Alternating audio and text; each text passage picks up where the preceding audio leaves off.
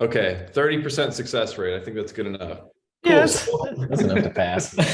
Right. Awesome. Well, welcome everybody. Today we have a very, very, very special guest, Connor Brown. Connor is a senior level designer for some amazing games like God of War Ragnarok, Last of Us Part 2, and is currently about to start working with Rainbow Studios. Is that right, Connor? Yes. Yeah. Cool. Awesome. So yeah, Connor and I, like I mentioned just a few seconds ago, we worked together at Bloxels or Pixelpress.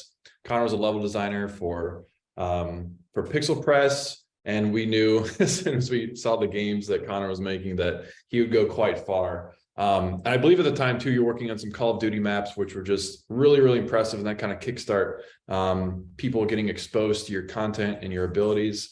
And yeah, been working on God of War Ragnarok, Last of Us Part 2. So Connor's going to share some of his work.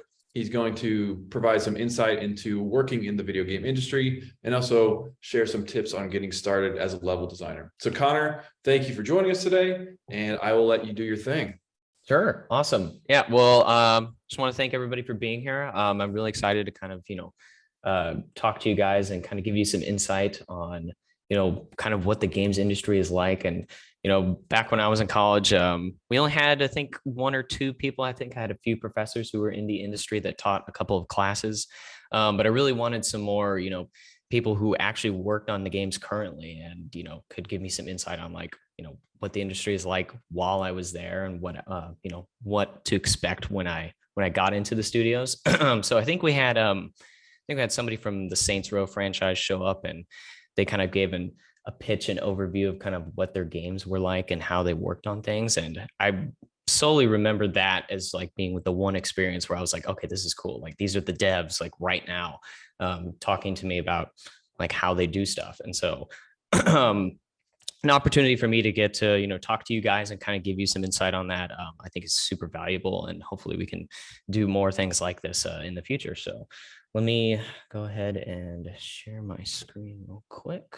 Go ahead and start the slideshow.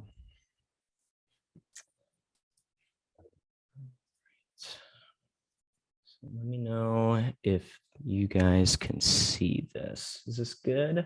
Looks good. All right, sweet. So yeah, Matthew kind of gave me a little bit of an introduction, and yeah, we worked together for about 2 or 3 years a while back at Pixelpress and Bloxel, so that's how we know each other. But yeah, currently right now I'm a senior level designer. I'm going to be starting at Rainbow Studios, which is kind of a motocross racing titles, a little bit different than Last of Us and God of War and stuff, but I kind of wanted to branch off and start doing some different designs, different things. So I'll get into that a little bit as we kind of go through this a little bit. Let's see here. Let me make sure this goes. Okay. So yeah, a little bit about me. Matthew kind of touched on some of these things already, but I graduated with a bachelor's in game design at Shawnee State University in southern part of Ohio. In Portsmouth. And I was kind of there, while I was there, I kind of worked at Pixelpress remotely. So I was kind of getting some experience while I was working there remotely while I was doing classes. And then I would go home, and during the summers, I would work in the office with them there. But after I was done with my degree, and I was still kind of trying to figure out what I wanted to do. Pixelpress, was a great start for me to kind of get the professional experience, work on a team and kind of understand how things worked a bit in like a game design environment. But it wasn't what I was really going to school for. I wanted to move on to work on to AAA titles, stuff like, the things I've worked on Last of Us, all those dark, crazy fantasy style things. Those were the things that I was very excited and wanted to pursue. So after I was done with college, I moved out here to Los Angeles to work at Naughty Dog in Santa Monica studio. And that was for about 4 years. I was about 2 years at each studio, give or take a few months. So I was there pretty much after pre-production of, where the game had started, and kind of was, at the perfect place to kind of start doing levels there and creating content. And like I said already, after I was done at Santa Monica studio, I'm moving over to Rainbow Studios to kind of work on some racing and motocross titles after that. So to kind of just give a background of how I got into level design. I always knew that I wanted to work in games ever since I was a kid. I played Doom since I was 6. I think my dad introduced me to all kinds of stuff growing up. So I've been a gamer for forever. But I started to gravitate towards more sandbox games as I was growing up, like Halo Reach. I don't even think I even played the campaign or the multiplayer. I just was messing around in Forge pretty much all the time. And I always found myself gravitating towards games that I could create my own stuff in. So Little Big Planet was a perfect thing. You could do pretty much everything. I'm sure all of you guys have played some sandbox games like these. And I always, wanted to push myself with the in-game tools there to kind of create everything that I could want. And it kind of left me, yearning for a little bit more and wanting some more tools that could actually like make games. So after that, I'll kind of just go into my portfolio a little bit, just to kind of give you guys some background of some of the stuff I worked on, give you guys some visuals of, what stages of my life I worked on different things. So kind of while I was in college, I didn't know that I wanted to do level design. I was there for kind of like a generalist start. So I kind of took all kinds of classes. I took character classes, level design classes, animation, concept art. So I did some like digital painting because I was like, oh, maybe I want to, get into like matte painting, concept art, because I loved drawing. I took a bunch of drawing classes in high school. So I was like, maybe I want to do digital paint, and messed around with some 3D sculpture, ZBrush and stuff, and making some scenes. But I started to gravitate more towards level design and environment art. So I started to kind of focus on that as things went on.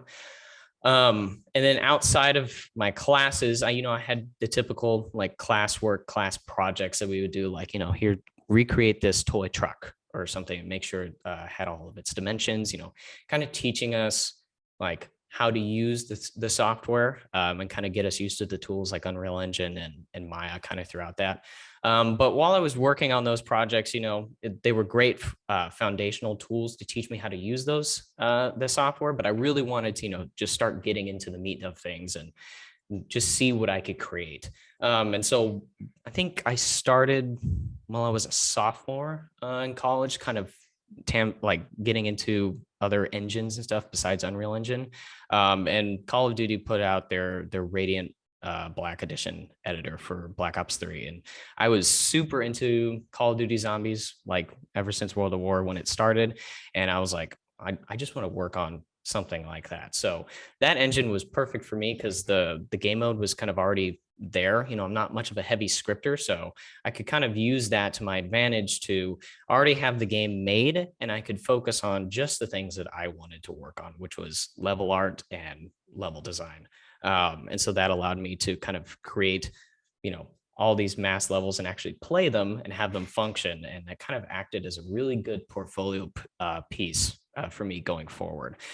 So you can ask any of my friends that I went to college with. They were like, what was Connor doing after class was over? And I just came home to work on my map pretty much. So I kind of just know life just working on my personal projects a lot. And for me, working in the Radiant engine, it's not like Unreal Engine at all. It's very like closed off. There's not a lot of tutorials. So it kind of forced me to, kind of figure things out on my own and kind of try to, figure out how things worked. I had to start doing a little bit of scripting by myself, how lighting worked, how textures worked, how everything worked pretty much. And this was kind of a really great introduction into not just level design, but just how games were made. And it was a really good way for me to make a ton of mistakes and mess up and have, realize like, oh, I can't just put 100 gigabytes of data into one area because it'll just crash. And certain things that you don't think about while you're making games, it was easier for me to kind of realize, how wide of a range I could get with certain things. So going forward, these are kind of some images of what it looked like. And it really allowed me to create a foundational portfolio after I graduated college to kind of use that to kind of give myself an edge above my other classmates who were just putting their classwork in their portfolio.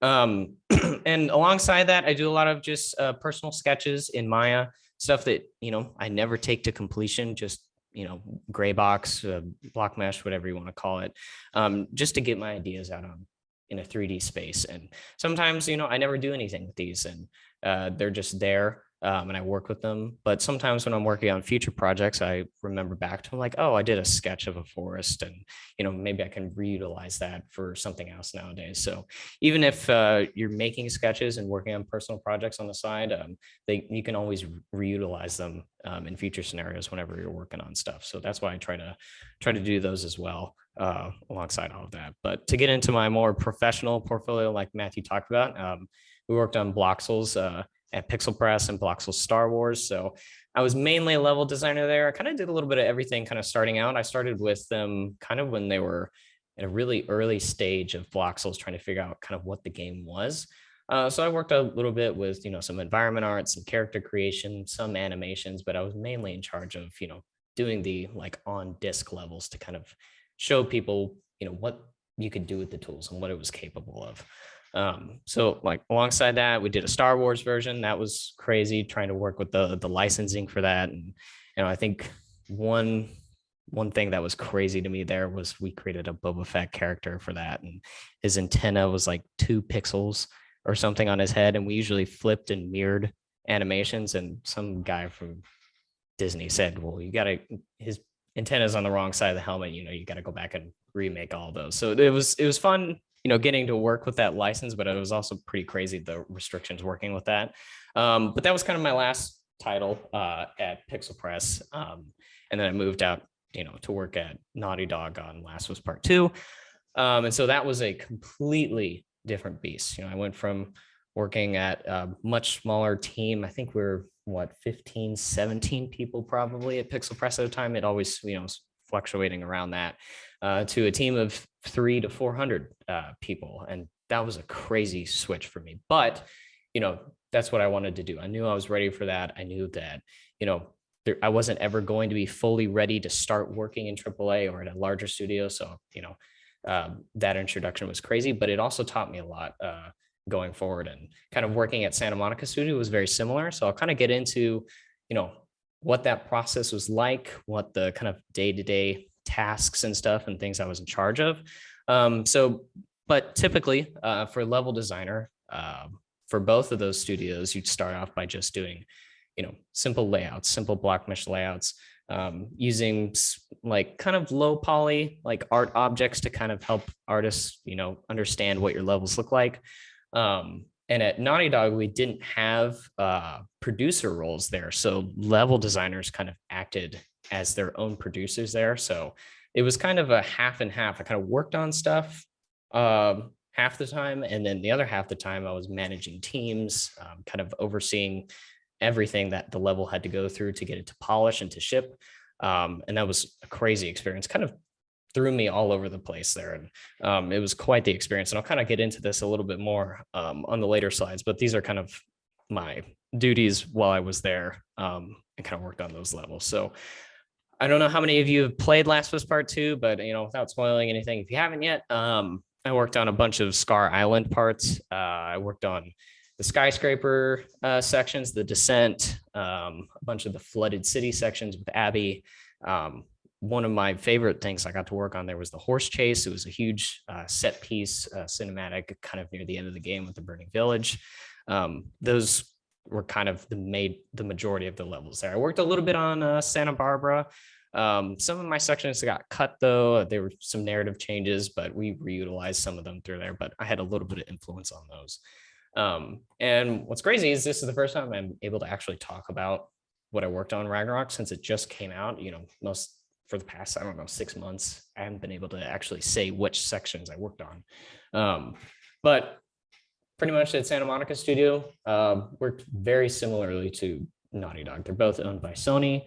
The teams there worked pretty much exactly the same. I had the same responsibilities, except we had producers there. So it was a little bit more hands-on and not tasky as much for level designers. So yeah, I know God of War just came out, so I'm not going to spoil any narrative things there. But I worked heavily in Svartalfheim and Midgard. So I worked on a bunch of different types of levels that I did in Naughty Dog. So I did a lot of puzzles, a lot of more open spaces, and then a couple of linear driven narrative sequences on that. So that was super fun, super crazy to be able to work on both of those titles. And I'll kind of get into, what kind of things I had to deal with, things I wasn't, expecting going forward with these. And we'll kind of get into what level design is and what game design is for me, at least in my experience going forward. So to start things off, what game dev is like. A lot of stuff that I remember seeing a bunch of TV shows and stuff where people were like in game studios and people riding around on scooters and there's toys and action figures everywhere and like beanbag chairs. And that's totally the reality of it. I remember getting into the Naughty Dog studio the first day I was there. It was super surreal. You go up this elevator and then you walk down this hallway and there's all the statues and all the awards and all the different types of PlayStation editions that they have there. And, my first time going into the studio, there's just people riding around on scooters, going everywhere. People just, it's what you think a game studio looks like.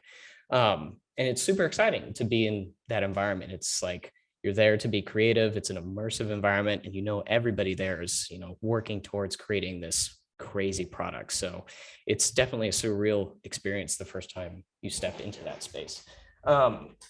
And let's see here.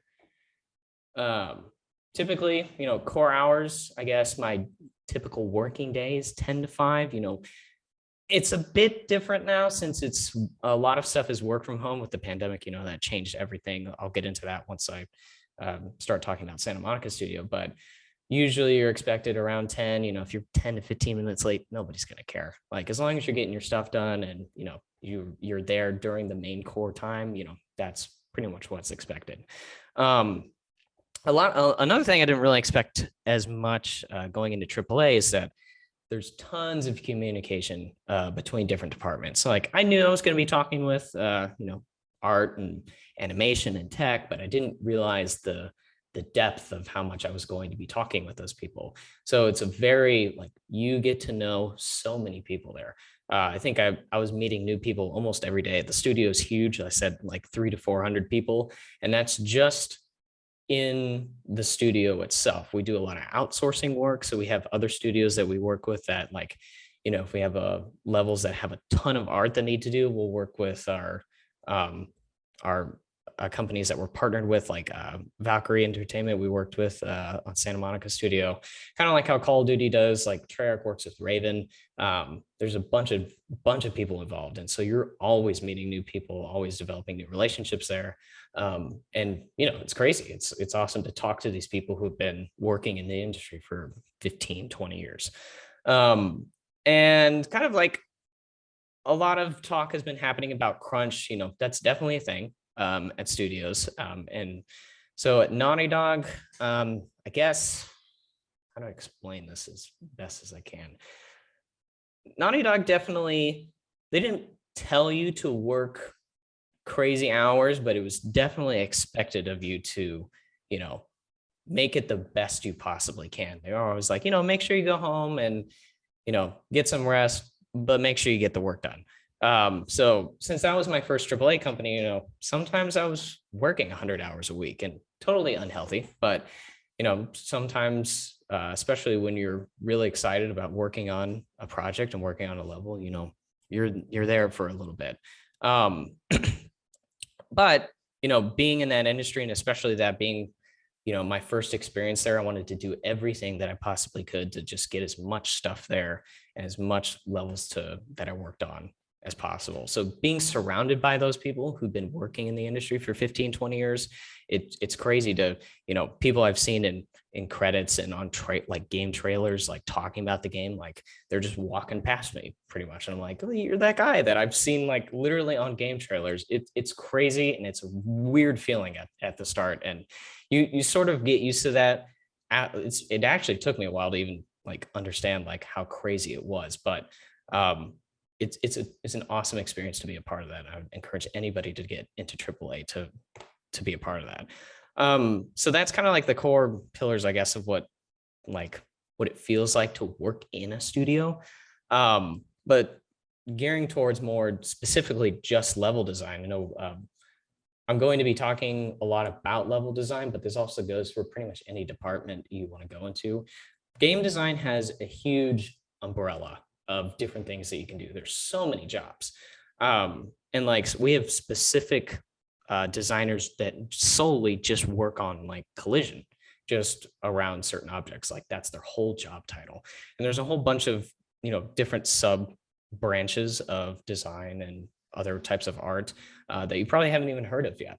And there's tons of things, tons of paths that you could take for that. But gearing towards level design specifically, kind of our jobs of what level design is we're creating the world space, we're making the geometry, we're making the paths, and pretty much the player experience. And a lot of my tasks, specifically at Naughty Dog, was, they would give me a level. They would be like, okay, here's the here's the narrative here.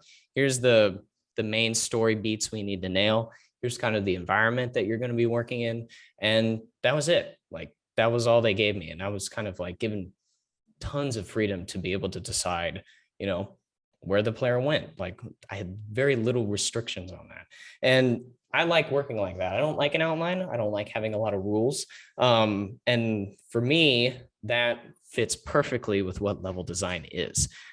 There isn't a lot of rules, and you're kind of the person who comes up with the outline itself. And then your team members who work on other teams, kind of like in art and tech and animation, follow your rules that you have placed down for everybody else. So as freeing as that is, it does come with a lot of responsibility. You're kind of the person in charge of how the product feels at the end, and how is the player experience good? The pacing, is everybody having fun? Is it accomplishing the goals that, my leads and the directors really want to push here? And especially working in AAA, AAA is kind of like a stamp of approval, right? When somebody buys a AAA game, they're like, okay, this is going to be an experience that I know my $60 is going to be worth it. So a lot of time when you're sitting there and developing games for these AAA companies, you remember that millions of people are going to be playing this. And not just AAA, even regular studios also.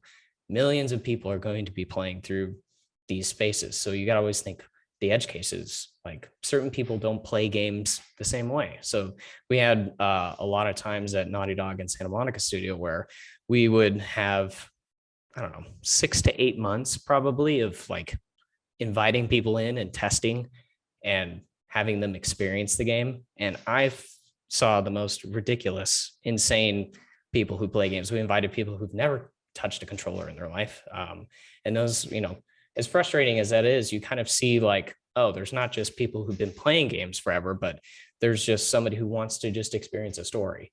And a lot of what we're pushing nowadays is making things very accessible for people, especially people who, can't play the same way others can. We've had somebody who's like completely blind play through Last of Us Part 2 and God of War Ragnarok to like finish the game. And we have tons of settings now that kind of, open those experiences up to as many people as possible. So being a level designer also means creating more intuitive ways for people to be engaged and for people to enjoy the product.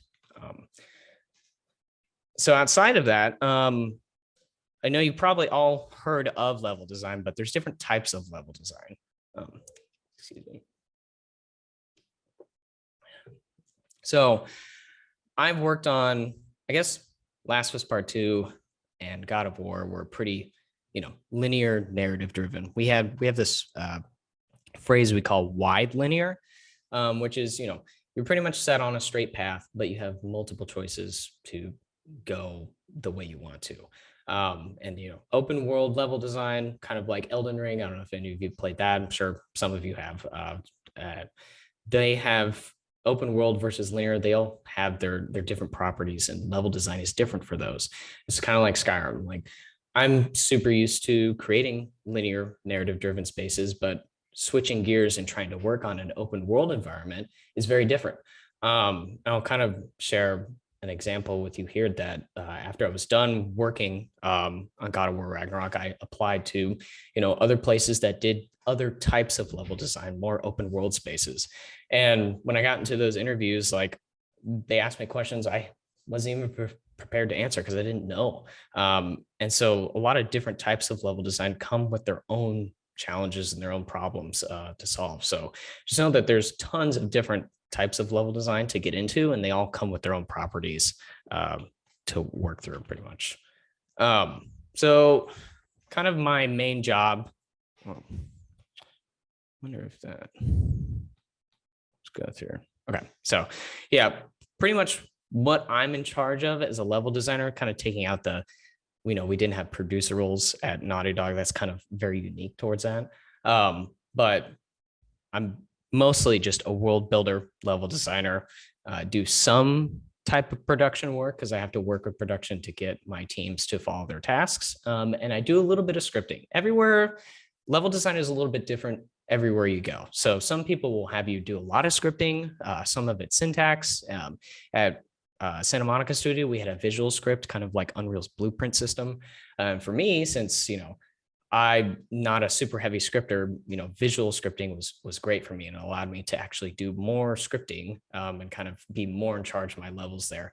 And some places won't have you do any scripting at all. It'll just be solely just creating geometry. So it all depends on what studio you're going towards, or what jobs you're looking at. But the main part of my job was, after I had done my sketches and layouts, and I had kind of decided what the level was going to look like, we kind of transfer that off onto managing teams after that. So I was in charge of working with my animators, artists, lighting people, scripters, tech design. And kind of each level I was on, I had a team that worked with me specifically on those areas. And it was kind of up to me to kind of help those guys move the level to the polished stage. So when I'm done doing my sketches, usually pass it off to art. And I work specifically with artists, to kind of make sure that they have as much freedom as they need, being the art, like an example is at Naughty Dog, we had a bunch of combat spaces that in in Last of Us, the cover that we place in places is very specific for, enemy routes that walk around and do their kind of paths. And so it's very important to tell that to the artists and make sure that those combat spaces and the cover that's placed in those areas stays that way, and kind of, let them know where they have free reign to kind of do what they want. So it's a lot of back and forth between that. They'll, make an iteration, a first pass is what we call it. And we'll do a review on where things are at. Is this, kind of what I had envisioned for the level going forward? Lots of things change once polish starts to go in. And it's kind of up to me to make sure that my vision of how I made the level at the beginning is still being seen through after art has gone in, the animations. Pretty much I want to make sure that my vision is only getting better with everybody else kind of contributing to that. So on top of that, many iterations, testing, seeking feedback from other people I work with. Tons of times, usually every other day, I'll just ask another level designer, be like, hey, can you play through this and give me feedback on how you think it plays, because everybody's working on different things and everybody has different skill sets. Level designers, it's pretty much you're working with a bunch of cheat sheets,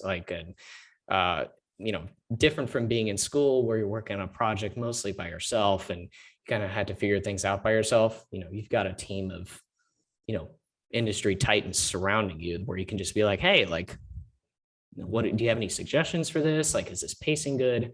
And they'll just give you their 20 years of an experience, the answers for that. So it's a very collaborative environment. And if you're ever stuck on something and you're wondering about something, always ask. It's a very collaborative environment in that way, and something I really enjoyed working on a team rather than just by myself.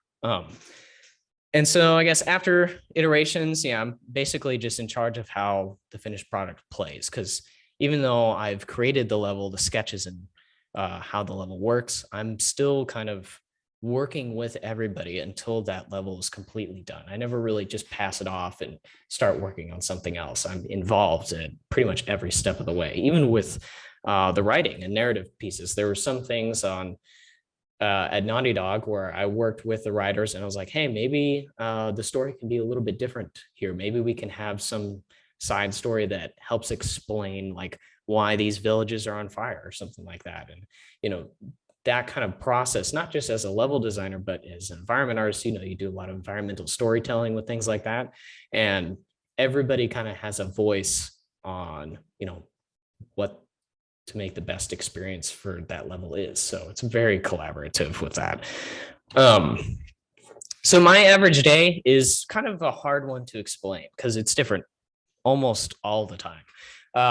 My top 3 bullet points here are kind of like my just I do these all the time.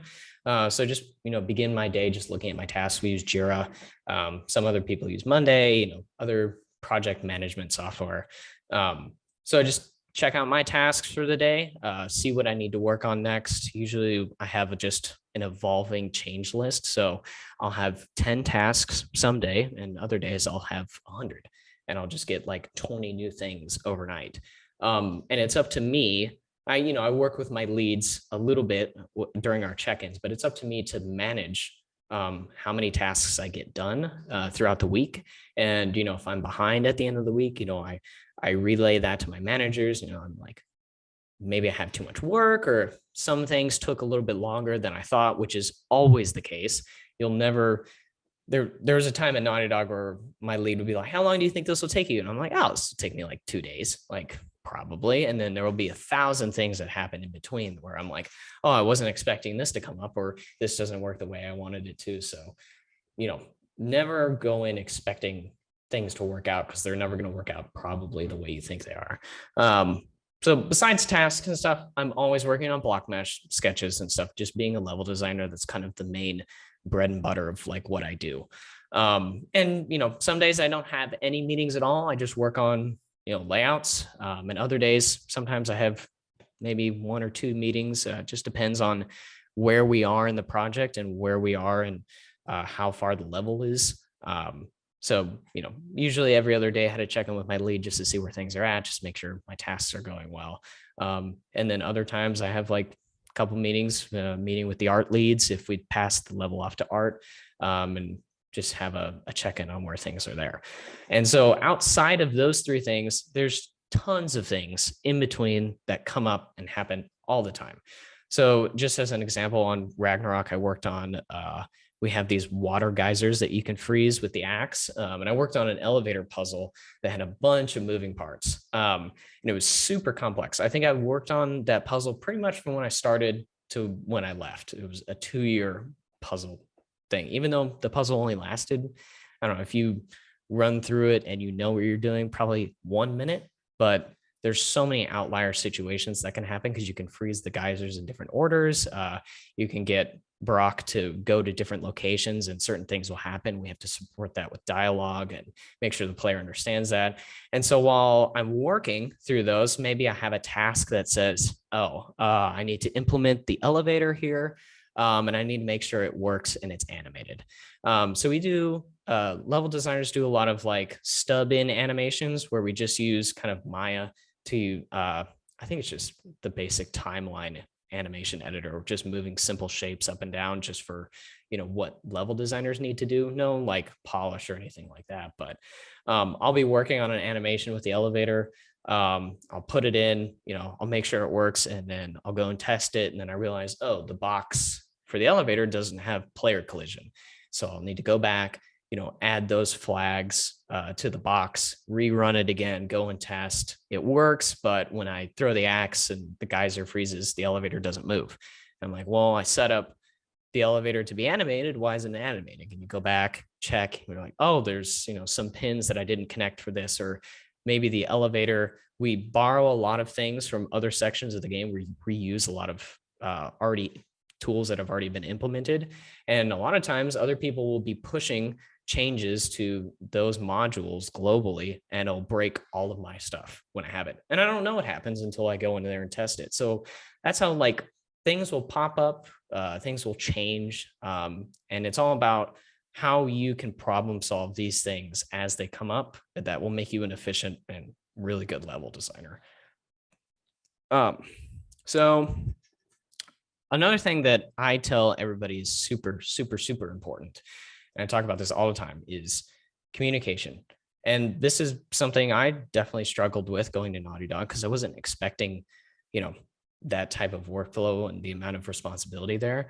Communication is hands down the most important thing when it comes to game design. You could be the most talented artist, level designer, animator. Your portfolio could look beyond incredible, like anything that you could put in a portfolio. But if you can't properly communicate with people, you can't talk to people on your team, make sure everybody's up to date on where things are at. I'm just going to say you will fail as a level designer, environment artist, anything. Mostly because you talk with people every day. You're meeting new people every day. And when it comes to, completing tasks, especially for level design, since I'm in charge of, teams of animators, scripters, tech design, everything that I do affects all of the other teams. So whenever it's ready to pass something off to art, if I don't let art know that it's done and they have to start working on it, that's another day for them. And then as soon as that gets delayed, maybe that artist is working on another level also. And they're like, hey, you should have told me this yesterday, because now I'm working over in Midgard today. I can't work on the Svartalfheim stuff. And then that gets delayed even more. So communication is the most important thing to get what you're working on done in time for your deadlines. Now, deadlines in game design are pretty iffy.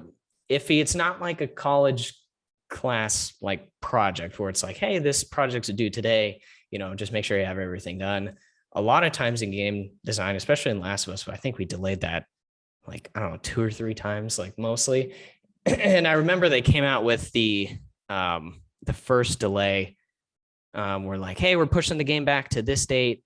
And then they announced a release date or something. And then like a week later, they're like, we can't do that because we just realized that there's so much more stuff to do and we delayed it again. So that's very common when it comes to game design, pretty much any game production pipeline.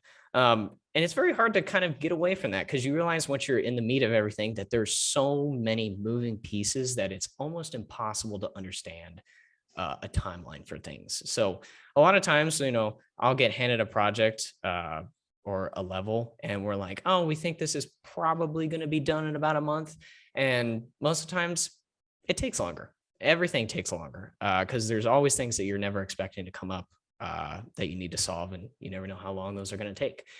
So that's why I always say communication helps make those delays not, as frequent, and it helps things move a lot smoother. And it'll definitely, anybody you're working with, if you have good communication, they will continue to work with you well, and they will, you'll most likely probably get promotions or move up solely based on your communication when working with other people. So that's why I always talk about that a lot. So moving on from that, knowing and mastering the software. This is very important.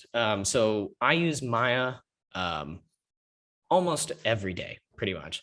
And you can use 3ds Max. A lot of studios will have options for you based on what you're comfortable with. Now, if a studio mostly says, hey, we use Unreal Engine, you can't probably be like, well, I kind of want to use Unity. That's probably not going to, work there, because, you can't switch things between engines most of the time. But when it comes to software, usually if you request, any industry leading software like Maya or 3ds Max, they'll have those options for you. But most of the time, at least at Naughty Dog and Santa Monica Studio, I've used Maya as my main level editor, which is actually kind of different from a lot of other studios. A lot of studios use in-game Unreal Engine editors for level design. But I've actually found that it's a lot easier for me to get my ideas out in a 3D space when I'm sketching in Maya.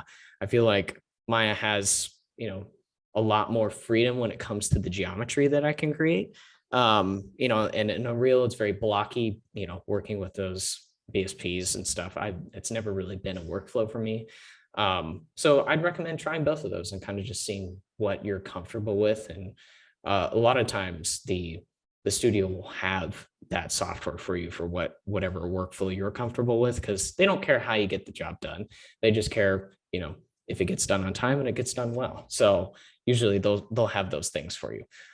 And then going on from there, being a game designer isn't about just doing it for a paycheck. I know that's definitely an important part of the job, making sure you get paid, but showing up and doing the bare minimum will never get you far in the industry, in any department that you're in. For me, it's sitting down. Here's my task. That's create this puzzle area, or create this path that helps, support these types of story beats. I'll sit down and be like, how can I make this the best possible experience I can? And so I'll make a sketch, an iteration of that space. And sometimes I'll look at it, I'll run around it, and I'll be like, I don't think this is working out the way I want it to. And sometimes before I even talk to my leads, I'll go back and I'll just restart. I'll make a new space, because I'm like, I don't want to rely on my first instinct, and I want to, usually I create a handful of first sketches, and I'll come, look at all of them after it's all done, and be like, all right, well, what's the best aspects of this space? Can I combine these to make the best experience? And it's all about, doing as much as you can to make the player experience the best it can be. And another thing, I guess, outside of just software and wanting to, create the best levels, having knowledge in all aspects of game design will help you go incredibly far. So me as a level designer, going back to my work on the Black Ops 3 maps, and kind of me talking about how that pushed me to understand how to do lighting, how to do a little bit of scripting, how to do animation. I hate scripting. I can't stand it. And it's my least favorite thing about game design. Words, especially in syntax, my brain just doesn't work that way. I'm a very visual person, visual learner. But being able to understand scripting a little bit will help you do any type of level design or any type of other department work, because when you're making your spaces, you'll understand the limits of everybody else's work at the same time. And an example for that is, like, let's say I'm making a really large open space in God of War, like the lake, right? We have to understand the limitations of the engine. Also, just how much can we fit into one space without the game crashing? A lot of times, or actually all of the time, we were fighting with how much memory the PS5 had even. And a lot of times it would be the whole lake couldn't even be loaded at a certain time. And actually the way we built the lake was, especially in the new one, it was a little bit different. Around the whole lake, we kind of had a clock of zones where every time you would sled into a new zone, we would unload certain things that were kind of off in the distance that you couldn't see anymore, so we could get space for wherever you were in that part of the lake. And so there's a lot of like behind the scenes of, is this space too big? Can we even show this stuff off in the distance? Can we start loading the next level so that there's no load times or load halls for any of that? And so when you express that you understand the limitations of other people's work, people will be much more appreciative when you hand their work off to them and it's already set up, to work well for their job. And they're not going to have to come back to you and be like, hey, we can't do this, because it's too big. Or whenever I built that elevator puzzle, when I have a tech designer who would rig the elevator, and I had to build it in a specific way that actually made sense for them, because they have to, it has to be realistic, at least in that game. It has to be grounded. So that makes their job easier, and it makes your job easier also, because then you won't have to do as many iterations. So understanding everybody else's job a little bit will help you do your job a lot better. And then, of course, like I'm sure all of you play video games, but just being up to date on where games are at, what games are, coming out that change how we look at games. I use Elden Ring as an example of how I think that took level design to a whole new level. And I've done some interviews over the past 3 months after I've done with Santa Monica Studio, and I used Elden Ring as an example of where I think level design is going in the industry. For those who are familiar with the Souls series, the Souls games are a very linear game. They're in a sense, you can kind of go where you want, but it's a very kind of locked down path. And Elden Ring is a very open world space. And they took all of those mechanics and made that work in an open world space when traditionally those games were linear. So being up to date on what games are doing that helps change game design will let people you're interviewing with know that you understand what's possible and what you think that you can do to change the game afterwards. So another section that, like I talked about earlier, the Saints Row guys came to talk to us. They had a lot of stuff to say about this. So I definitely wanted to make a section talking about things that you can do that will make you more desirable to studios and people who are interviewing you. So looks like I've already touched on some of this stuff already, but being familiar with other departments' work, me being a level designer, and if you take a look at my portfolio, I'm also an environment artist. Those kind of go hand in hand. So being a level designer and an environment artist lets me create spaces that are fun, but also make sense in a real world environment. Like I understand architecture, I understand how things should be built. I understand, what makes sense in a natural environment versus a fantasy environment. And that kind of takes away me making fun levels and then going, wow, this level doesn't really make sense. Like, how would the environment artist do this? I'm already thinking about those things while I'm making the level. And the same thing goes for like scripting and like animation and rigging. Like if you're a super heavy scripter and you're working with, tools or tech that has to do with anything that has to do with animation, those kind of go hand in hand also. Like you can make tools that are more open to animators to allow them to do their work even better. So just goes back to saying being familiar with all departments will help you definitely get ahead faster wherever you're going. Another thing is, and this might seem obvious to some, but I've talked to some people who, they don't necessarily think about this, is that when you're applying to a studio, just understand their history. Like, where did they come from? Like, what games did they make that allows them to make the games they're making today? And understand the process and the evolution that went on during that. And just understanding, who works there, who's worked on what. Will help you just be that much more concrete when you're talking to them and understanding what games they want to make. Another one is just being able to have a super open mind. I'll use an example from when I was in college. We had a senior studio class. Pretty much at the end of the year, senior year, we all had to make a game together as a class, which was insane. It was crazy. Having everybody work together to make a project who aren't being paid was a crazy experience. And we had leads working on different characters. And we had one person who was working on some specific level or some type of character. And it just wasn't going in the direction that we as a group decided should go. And they didn't want to change anything. They were like, no, I'm just going to make this how I want it to go. I don't need any help. And we tried to give them feedback. We tried to, work with them to try to, come to an agreement on how things should be. And they just didn't want to do anything. Anytime that you're not open to hearing other people's ideas, people will be completely turned off by that. Every time you're working in a studio, everybody knows that you're there to make the best product available to the consumer.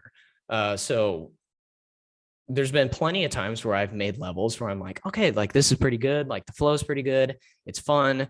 And then I'll show it to a coworker and he's like, this section I don't think worked at all. And for me, I can't take that as, oh, he just hates the stuff that I do. He's just trying to give me feedback on how to make this better. And there'll be a conversation based on that. We'll go back and forth based on ideas. I feel that this works.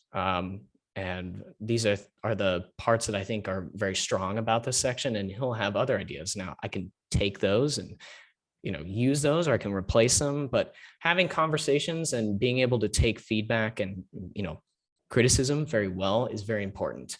And that's hard as artists and designers, because when you're making something, you have an emotional attachment to that, because you're like, this is cool. Like this is me putting my ideas out on paper. And when somebody comes along and says your ideas are, crap, sometimes you're just like, well, I kind of put my heart and soul into this. Like, what's wrong? And there's nothing wrong with that. But sometimes there's, other people think about situations in different ways. So, I always see people giving me critique and feedback as just opening myself up to having a better level. So always keep that in mind going forward. Just know people in the industry are only trying to help you make a better product. And I guess I've already touched on this too, having a concentration and a secondary skill. My concentration is level design, but my secondary skill is environment art. Those go hand in hand. So a lot of times when I've been in interviews, people have specifically said to me, being able to do level design and environment art is rare, because those are they're not separate, but they're different skill sets, but they go well together. That will make you way more attractive for a studio than just having one, and just being more familiar with two will definitely put you ahead of a lot of other people. And then I guess when it comes to a portfolio, just make sure it isn't too crowded and it fits within the style of the studio you're applying to.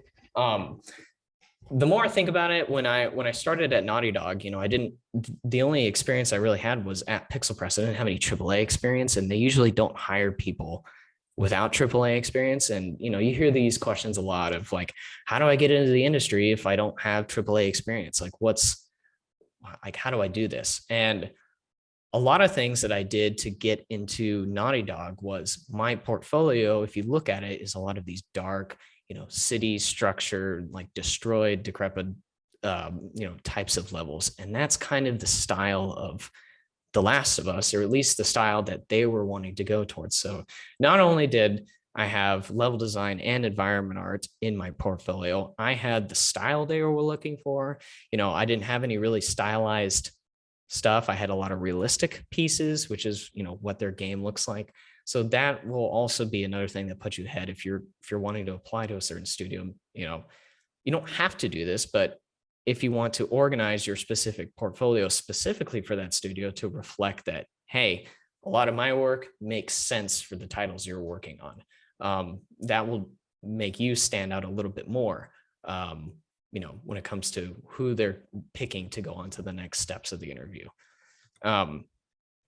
And I throw this section in, usually I don't have to mention these things all the time, but these are simple things that probably everybody knows, but, to remind yourself of, going forward, that will just make your job a lot easier, because I've ran into tons of problems not having these things. And these are very important outside of, communication and being skilled, is just time management. Because being a level designer, or at least any other job, because like I talked about earlier, that week I have a specific set of tasks, and it's up to me to figure out how to get things done in a certain amount of time. And I was always that kid in college, I'm not gonna lie, that I pushed my projects off to the night before it was due. And I would just stay up all night, get my thing done. I knew I was very good at what I did. So I was like, I can pass my classes with a B, because I can just wait, do it in 10 hours the night before, not sleep, and then just turn it in and go home. And while you could probably keep that up for a little bit, it will catch up with you. I was like, no, I can do this, forever. It will catch up up to you. And there were times where I was like, oh, I don't need to work on this right now. I could probably put this off till next week and work on this thing, first, when really I should have worked on the thing that had the most unknowns about it. Because once I got to that thing the week afterwards, there were a bunch of things that came up that I was like, oh, I wasn't expecting this to be like this. I have some issues that I need to talk to other departments about, but other departments are busy now. And now it's on me that the thing got delayed a little bit, or the level needs more work. And the last thing you want to do is to ask an environment artist or a tech designer or anybody else to stay and work later than their actual hours. They will resent you for that. And so it's up to you to make sure that you get your job done in a timely manner, that everybody else can also, work in a healthy way. as well. So also just being healthy, and constantly in game studios, we're like, hey, make sure you drink water, like make sure you do this. I still struggle with this. I have a soda every day. I have, I'm definitely not the healthiest person out there, but being healthy and having a good structure to your schedule will help you do your job that much better. And going back to talking about, it's not just a job that you get paid for, it's a passion project that you're working on. So you want to make sure that most of the time you're putting yourself in a position to do your very best and to produce your best work, because ultimately you're probably not going to be at that studio forever. And you want to make the most of your time and, come out on the other end saying, I'm proud of the projects and levels and spaces I worked on here. And I'm proud to say that, I did everything that I could to make this the best product that I could. Another thing is understanding your limits. Like I was talking about before, at Naughty Dog, sometimes I would work 100 hours a week, and that definitely wasn't healthy. And understand going forward that you can put everything that you can into your project and making sure you're working the best way that you can.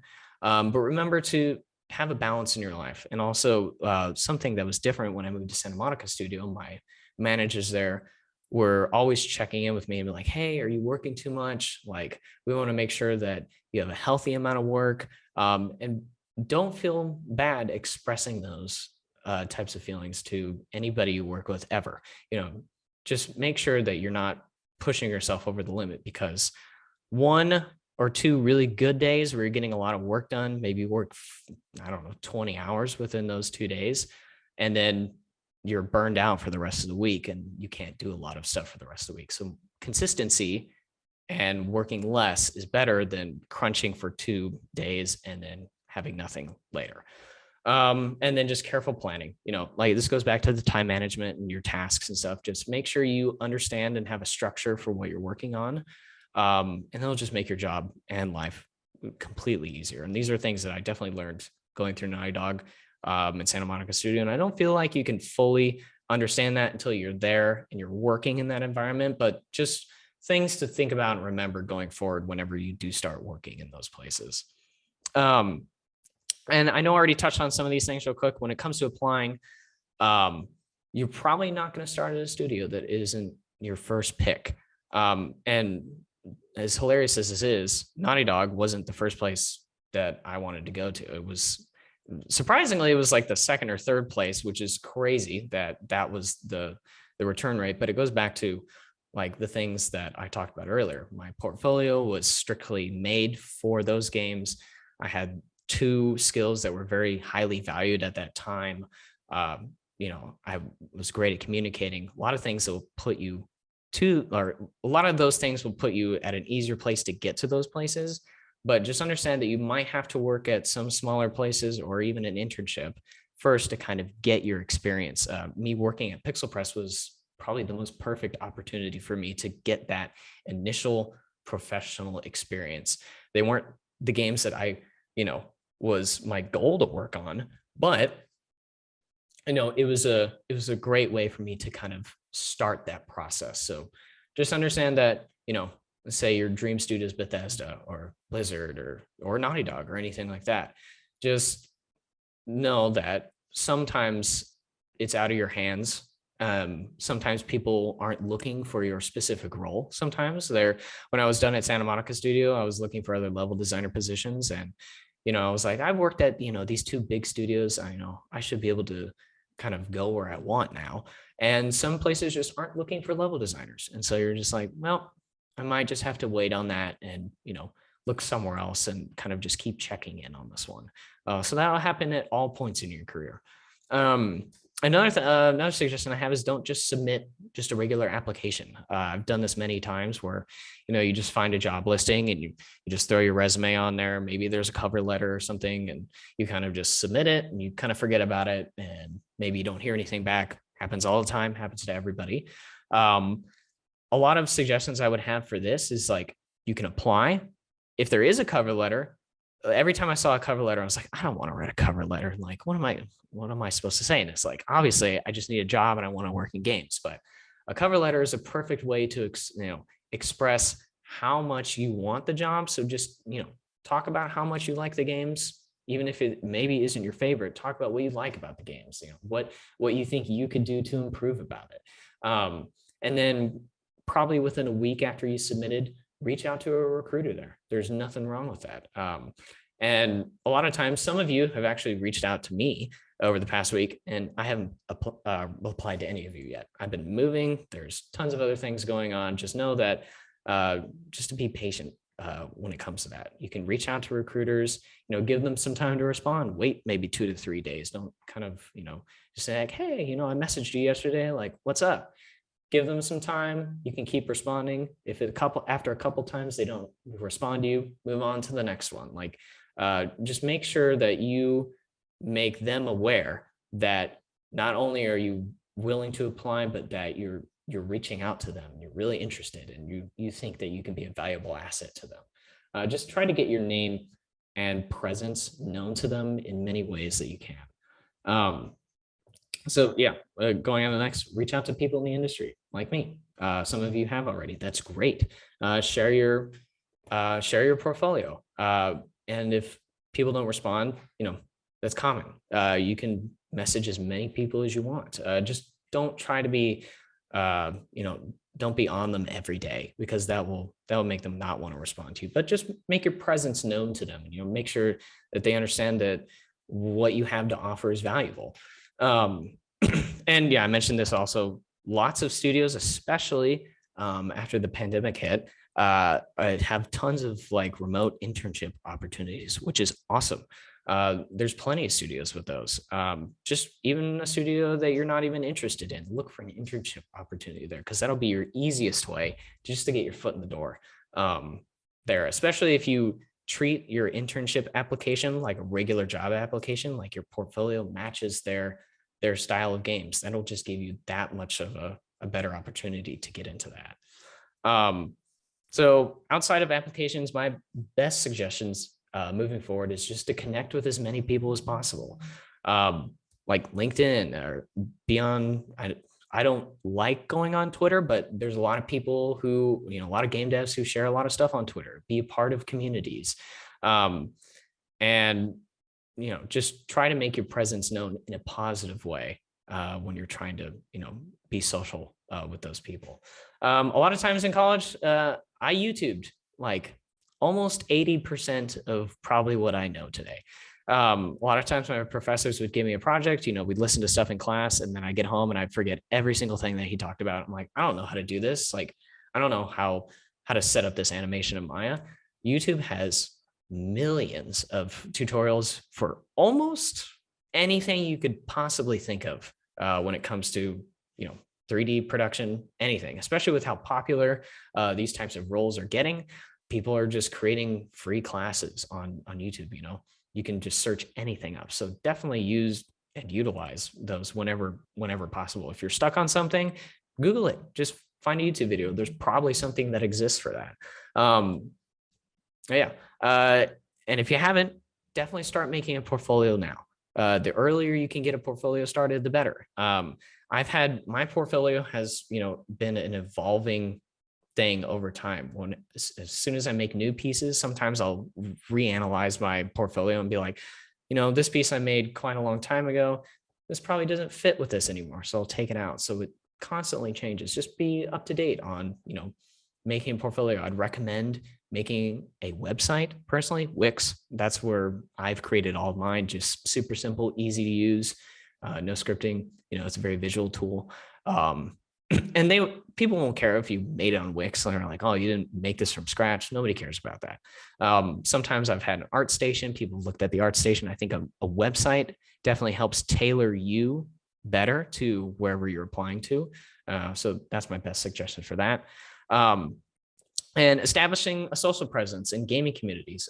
In the Black Ops 3 maps that I was making, modding communities, be involved with those. When I was making those maps, there was a Discord server with a whole bunch of people that were making maps and being involved in there. And there were Treyarch devs in that Discord server. And so whenever I would post update pictures of the maps I was working on, it gave visibility for people who were at that studio to see images of the things I was working on. And I, developed a relationship with a level designer there after he saw my stuff, and we started talking, and that kind of got my foot in the door a little bit there. And I didn't start working there, and it's been a goal of mine to work there, but that kind of led me to talk to other people in the industry because I'd already had this connection. And then I could ask him to be like, hey, we've had this good relationship over the years. You've seen my stuff. Would it be all right if you passed my application on to whoever's looking at it? And he happily did that for me.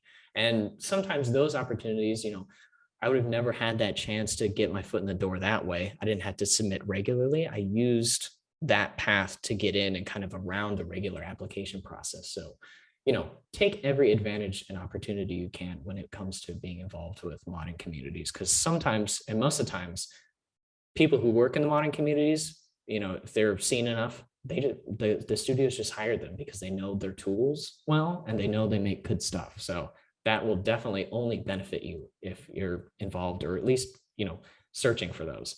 Obviously, work on personal projects. I don't think I have a single project I worked on college in my portfolio, just because most of them are tutorial projects to help me learn the software. And I wasn't like, this doesn't represent me as a person and what I want to make. So definitely make sure you're working on stuff that you want to work on. And sometimes that will help you develop and work on things a lot more. There was a lot of projects in college and I was like, I don't want to do this. And I kind of half-assed it and just didn't put a lot of effort into it. Animation projects, the toy truck one, I was like, I don't want to make toy trucks. Like, I want to make cool, creepy stuff. I want to make awesome levels like that. So working on projects on the side that you're more interested in will definitely help you create a better portfolio, because sometimes it won't feel like work, and it'll make it easier for you to make projects that you want to actually show to people. So just keep that in mind going forward. And a lot of things, I'll say this, it might not be the healthiest thing, but work harder than anyone else around you. I was the only person out of my class when I graduated that went to get a job. I think almost everybody, except for one person who just started last year in the gaming industry, everybody I graduated with didn't do anything. And what's crazy is when I started out freshman year, there was like, 200 to 300 people. And somebody got up on the stand the first couple of weeks I was there, and they're like, look to your person to your left, look to person to your right. Like, more than half of you aren't going to be here next year. And I was like, what? Like, what are you talking about? Like, that's crazy. And sure enough, the next year I came back, half the people were there. And by the time senior year rolled around, there was, I don't know, maybe like 40 max. And then 26 of us, 17 around that number, probably graduated. And then not a lot of people went into the industry because it's a very difficult industry to be in. And the reason it's difficult is because it's built on passion. It's not just a job that you go and work. You have to love what you do. So when I say work harder than anyone else, just make pieces that you feel best represent you. And that will put you above everybody else's things that you like working on, things that don't feel like work. There will be things along the way. Like for me, it was the scripting in Black Ops, the maps. I hated that, but I knew that if I at least got past that section, I was going to be able to help make a portfolio piece that I really wanted to show people. And that will just help you immensely going forward, applying to places that you want to go to. And I guess my last suggestion is just be patient, but don't, when I say be patient, it's very easy to get frustrated, especially when people aren't responding to you. Like earlier, I heard somebody say their interview got canceled. When I was done with God of War Ragnarok, I think I've done, 6 or 7 different interviews. And, even working at those 2 highly acclaimed studios, 6 of those places said, no, we're not going to continue forward with you. And I was like, what? Like, what are you talking about? Like I've worked at these places. And even if I hadn't worked at these places, I can understand the frustration of being like, come on, like somebody's got to let me do something. And just not too long ago, like within the last month, I got my job at Rainbow. So just be patient, but, go to as many places as you can, apply to as many places as you can. You will get something eventually if your work represents how passionate you are, and that will ultimately get the job that you eventually want. So But yeah, I guess that's the end of my presentation. I don't know what time it is or if I went a little bit longer, if we have time for questions, but any Yeah. questions about anything, not just specifically level design? I'm very familiar with all departments, or, anything that I probably haven't touched on yet. Just go ahead. We're good on time. So I'll ask the first Cool. question. And by the way, this was hugely, hugely helpful. Like I wish I could have had this presentation when I was in college to watch because Yeah. this Yeah. That sounds like the Saints Row thing. When they came and talked to us, I was like, this is perfect. Like, I want to talk to devs. Like, I want to hear what life is like now, like while I'm in school. So yeah, this has been great. This question goes back to something you mentioned earlier. You moved to LA to work your first job with, I think, either Naughty Dog or Santa Monica. But did you get the job before you moved, or did you move to LA to search for jobs and just commit to working in the video game industry? so I had the guarantee that I had the job before I moved out here. Okay. So things are a little bit different nowadays, right? Back when I started, pre-pandemic, most of the time there were no remote jobs, right? You had to go where the studios are. So I was like, all right, well, I'm going to just apply to all the places out there. And now there's other states like there's studios in Maryland, there's studios on the East Coast. Most of them are out here on the West Coast in Los Angeles. There's places in Texas. There's studios in a lot of places, but the majority of them, at least the huge AAA ones, I knew a lot of them were out here in Los Angeles. So I just started applying to a lot of places out here. My goal was to work at Treyarch, and I knew they were out here. So I was like, if I can't work at Treyarch, I might as well apply to places who are around here. So if I do get a job out here, I'll be around the people who work at that studio, and that'll probably give me, a better opportunity to connect with people here. Because the industry, as big as as much success as the industry is, I think it's a multi-billion dollar industry now. But the people who work in the industry is very small. The studios, there's not that many people. And so when you go to places like E3 and you're a dev, or you go out here, places like out here, like I go out here and go to restaurants sometimes, and I see people with, Treyarch shirts, and I'm like, that guy probably works at Treyarch. Like there's tons of game devs out here, and everybody loves wearing their company shirt because they want people to know. So I just thought that was going to be my best chance to get as much exposure to all these other studios that I could possibly have. But now, that's not as much of an issue, especially with remote work. Like Rainbow Studios is based in Phoenix, Arizona. I don't want to move out there because I like living in Los Angeles. And a lot of places are offering remote positions. So you don't have to move out to Los Angeles to work at a studio in Los Angeles. Now, there's some restriction states sometimes. And usually overseas or anything in other countries, like that's fine. Like they'll work with you if that's offered. But yeah, there's tons of opportunity for remote work. So I'm staying here and working in somewhere else that's nowhere near me. So Awesome. Sounds like a good setup. yeah. Cool. All right. Anybody from the audience have questions? If you want, you can just start shouting it out, or you can raise your hand on Zoom and I'll call on you.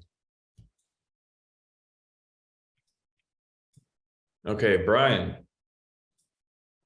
Yeah, I was wondering when you first got your job at Naughty Dog, when you first started, did you have the feeling of like, I have no idea what the fuck I'm doing?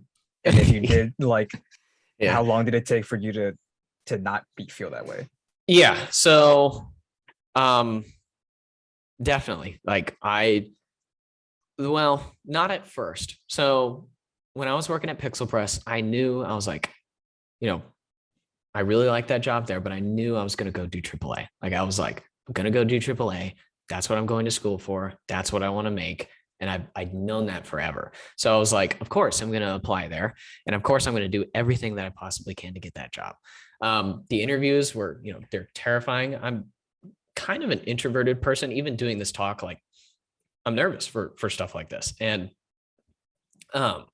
doing and going out and doing the interviews, getting that job for me, and I know this probably isn't for everybody. For me, during the interviews, I was completely comfortable during those interviews for Naughty Dog, which is weird because it's a terrifying process. I had, especially going to studios like those, the interview process is like 6 hours. Like it's crazy. You do an initial interview to talk to the recruiter, just to, kind of get an idea of why you're applying there, what, make sure that, you're a suitable candidate to even talk to.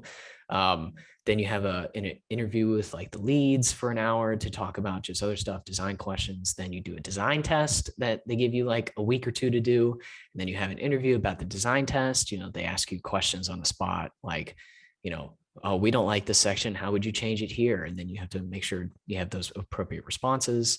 And then you have probably 3 or 4 other interviews with other departments of people you're going to be working with. And throughout that entire process, I was comfortable because I was like, I have no reason to be nervous because this is what I want to do. Like this, I know this is what I want to do. And I'm excited to be a part of the process anyways. And, they flew me out to do an in-person interview. And then after that, they'd offer me the job, and I got there, the first day, I sat down in the chair and I was like, walking around the studio. I'm like, this is crazy. Like I've seen the studio in YouTube videos. Like I'm actually here walking around, like Neil Druckmann's like walking past. So like he scares the shit out of me. Like I don't never want to talk to him, but like, I was walking around. I was like, this is cool. Like I'm here. Like this is what I want to do. And then there was like the onboarding process for like a week or two where they were like kind of getting me familiar with things. And I was like, oh, okay, like you use Maya, like I've used Maya. That's cool. Like I know the stuff you work with. And then as soon as I started working on levels, like I remember the first meeting I had where like, all right, well, you're going to be on a section of Santa Barbara. Here's the narrative pitch. Go have fun. And I was like, that's it. Like you're just going to trust me to some, like I still felt like a kid at that point where I was like, you're just going to trust me with your crazy multi-million-dollar game with a section of it. Like, and I went to go sit down and start working on it. And then it hit me. Like I started like panicking for probably 3 months, a little bit. And I was like, how do these people trust me to work on these sections of the game? That's such a huge franchise.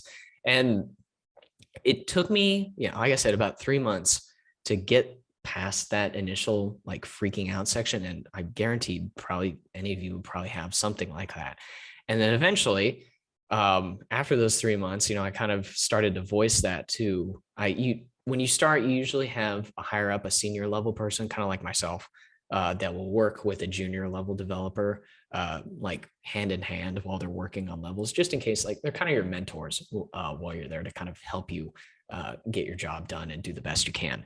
And I started to voice that to him after a while. I was like, dude, I'm freaking out. Like, how do I do this? Sometimes like I'm afraid of making the wrong choices. Sometimes like I'm afraid of going in and, having these discussions where I have to pitch ideas and like, I have to talk to these, the leads who've been in the industry for 15, 20 years. And I have to convince them that my ideas are good enough to be a part of their game.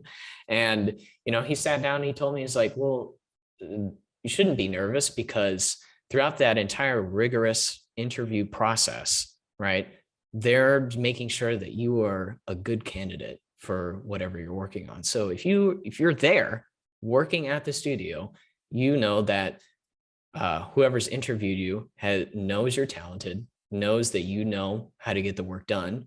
And if you don't, you'll find a way to do it. So that was kind of confirmation for me, is like, I'm here. And that's the reason why I shouldn't be nervous, because I'm here for a reason, pretty much. And I know that the people who hired me saw that as well. And then that kind of started to slowly go away.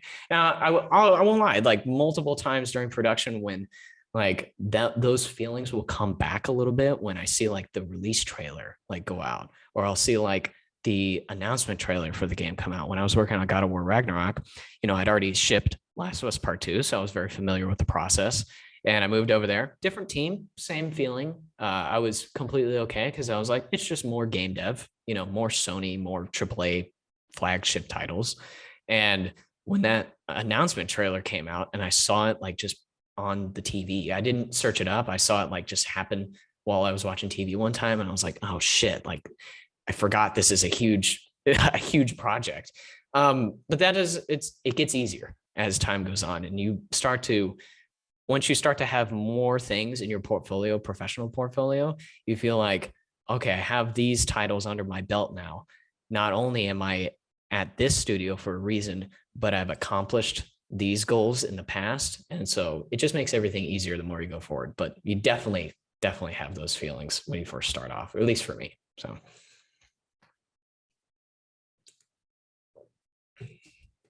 Awesome. Thanks, Connor. Anybody else from the audience have a question, thought, comment, joke? Still early for everybody. Yeah. Anything you guys are wondering about? Any comment. department? Sure.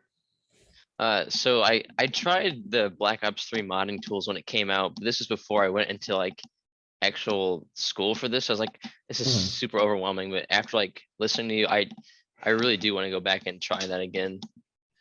Yeah. I think, well, now that I know Unity, I know it's not the same as Unity and Unreal, but like it gives me the confidence to try that again. I appreciate that you talk about that. Of course. Yeah. And you're definitely not alone in feeling like that. Now, the Black Ops, the Radiant engine specifically, I've interviewed at Infinity Ward, talked to people from Sledgehammer, and I had an interview at Treyarch. Right, and none of those went through. I got pretty far in the process, but it didn't go the way I wanted to. But I talked to them about their own engine, and I tell them I've been using Radiant, and they're like, "Oh, so you've been through hell." Like they know their engine is not specifically geared towards being user friendly or anything like that. Radiant has probably the steepest learning curve of any engine I've ever used. It's crazy. And the only way I was able to actually get through it is because I was just so excited to work on zombie maps, because I was like, I've been sketching little zombie maps like on graph paper when I was in grade school. And I was like, when I had the tools, it, as overwhelming as it was, I was like, I know this is the tool that's going to get me my personal projects that I want. So as frustrating as I was every day, like there'd be times where like, I remember the first time I opened the editor and I was like kind of familiar with how things were, but there's like all these different, like, what are these like graph modules that have to do with FX? Like, I have no idea what that means. And like, how do you script a door to work? And especially with Radiant, it's not as mainstream, so it's not anywhere near as mainstream as Unreal. So there's no people out there making tutorials. There's a very small community of people who are actually involved with that and who will actually like share information about that engine.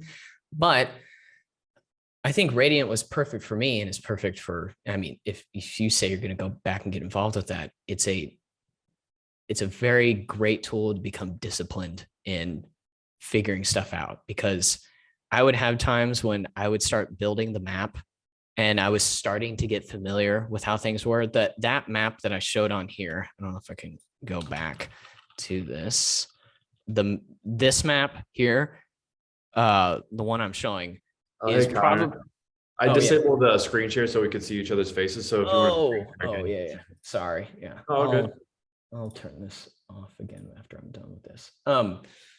But yeah, like this map here is probably like my 20th map like that I had made in the tools. I've never even shown anybody the other 19 maps that helped me get to this one.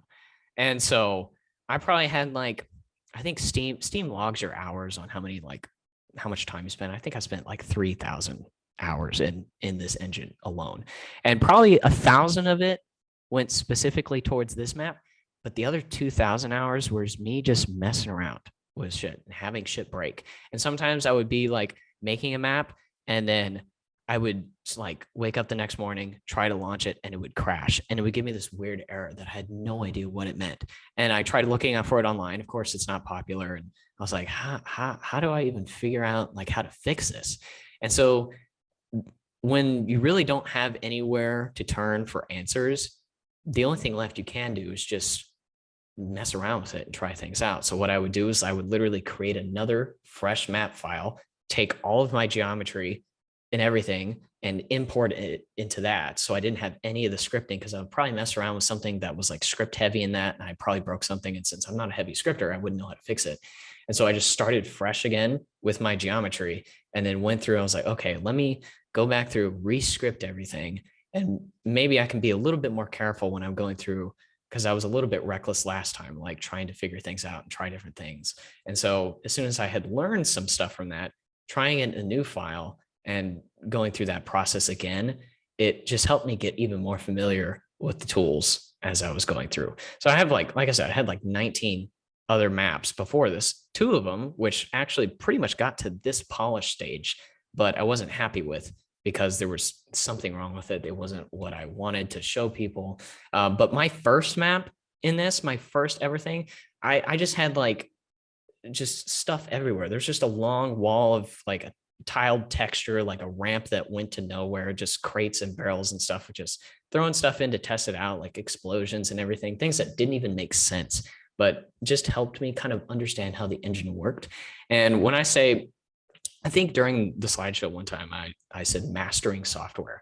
So you can have the most creative ideas and you can be the most creative person ever. But if you don't know how to use the tools, you'll never make anything. It's kind of like a very short structured version of this is if you didn't know how to use a pencil, right? Like if you want to draw, you have to know how to use a pencil. Like if you have all these awesome ideas of things you want to make in your head, but if you don't know how to like hold a pencil, you're never going to draw anything.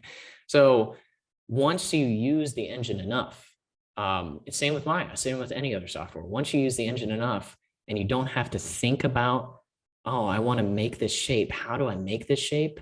Once you get past those barriers, then it just becomes second nature and you can just use all of your creative power to make anything that you want. And it's a very freeing like revelation experience. Like it's like the longest time of frustration, trying things out, having things break and being annoyed, quitting sometimes and taking a break and then going, man, am I really going to let that one crash like stop me from all the 2 years that I've put into this already? And then I go back, after I've taken a break from it and like, all right, let me try something else. And, I think there was one time there was like a week and a half that nothing would launch. I was like, how like what's happening?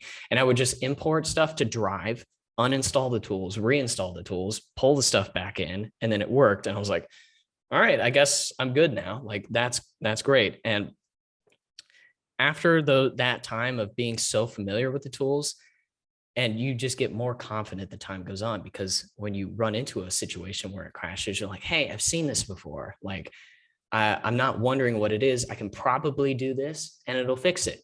And the time of you messing around with stuff and being frustrated and trying to figure out what to do starts to diminish. And then that opens up you to be able to be more creative and have more time to make what you actually want. But you have to go through that rigorous, tough process of failing, being frustrated, and having no answers being given to you and trying to find stuff out, just messing around with things. And ultimately, that will help you with other future software, because I didn't use Unreal a lot, but I used this a ton, and I used it so much that I got so familiar with it that when I went over to Unreal, there were, modules and terms and types of software that they use with Unreal that I was like, hey, I've used this stuff like this in the Radiant engine. I'm familiar with how this works. It's a little bit different because it's a little bit different in every engine, but it was easier for me to adapt to new stuff. And same thing goes with other studios, because like other studios use like different engines and they're like, would you be comfortable using Unreal? I'm like, yeah, of course, because even if I'm not as familiar with Unreal as I am with the Radiant engine, I know for a fact I can problem solve and figure things out when they come up because I've already been through that. So I would definitely encourage you, especially I understand your frustration completely, but just keep going. Keep like whenever something happens, just know that like there is an answer for it. You just don't know what it is yet. Just keep messing around with stuff. Start over, start a new file, like try different things. And eventually you'll get to a point where, whenever something does happen, you're like, I probably know how to fix this. And your confidence will go up and your creativity will be able to expand. So I know it's kind of like a long, convoluted answer for that, but that was kind of my I experience. appreciate all of it. Of course. Yeah, that was an awesome answer. I literally made a checklist item to print out the quote. If you want to draw, you have to know how to use a pencil.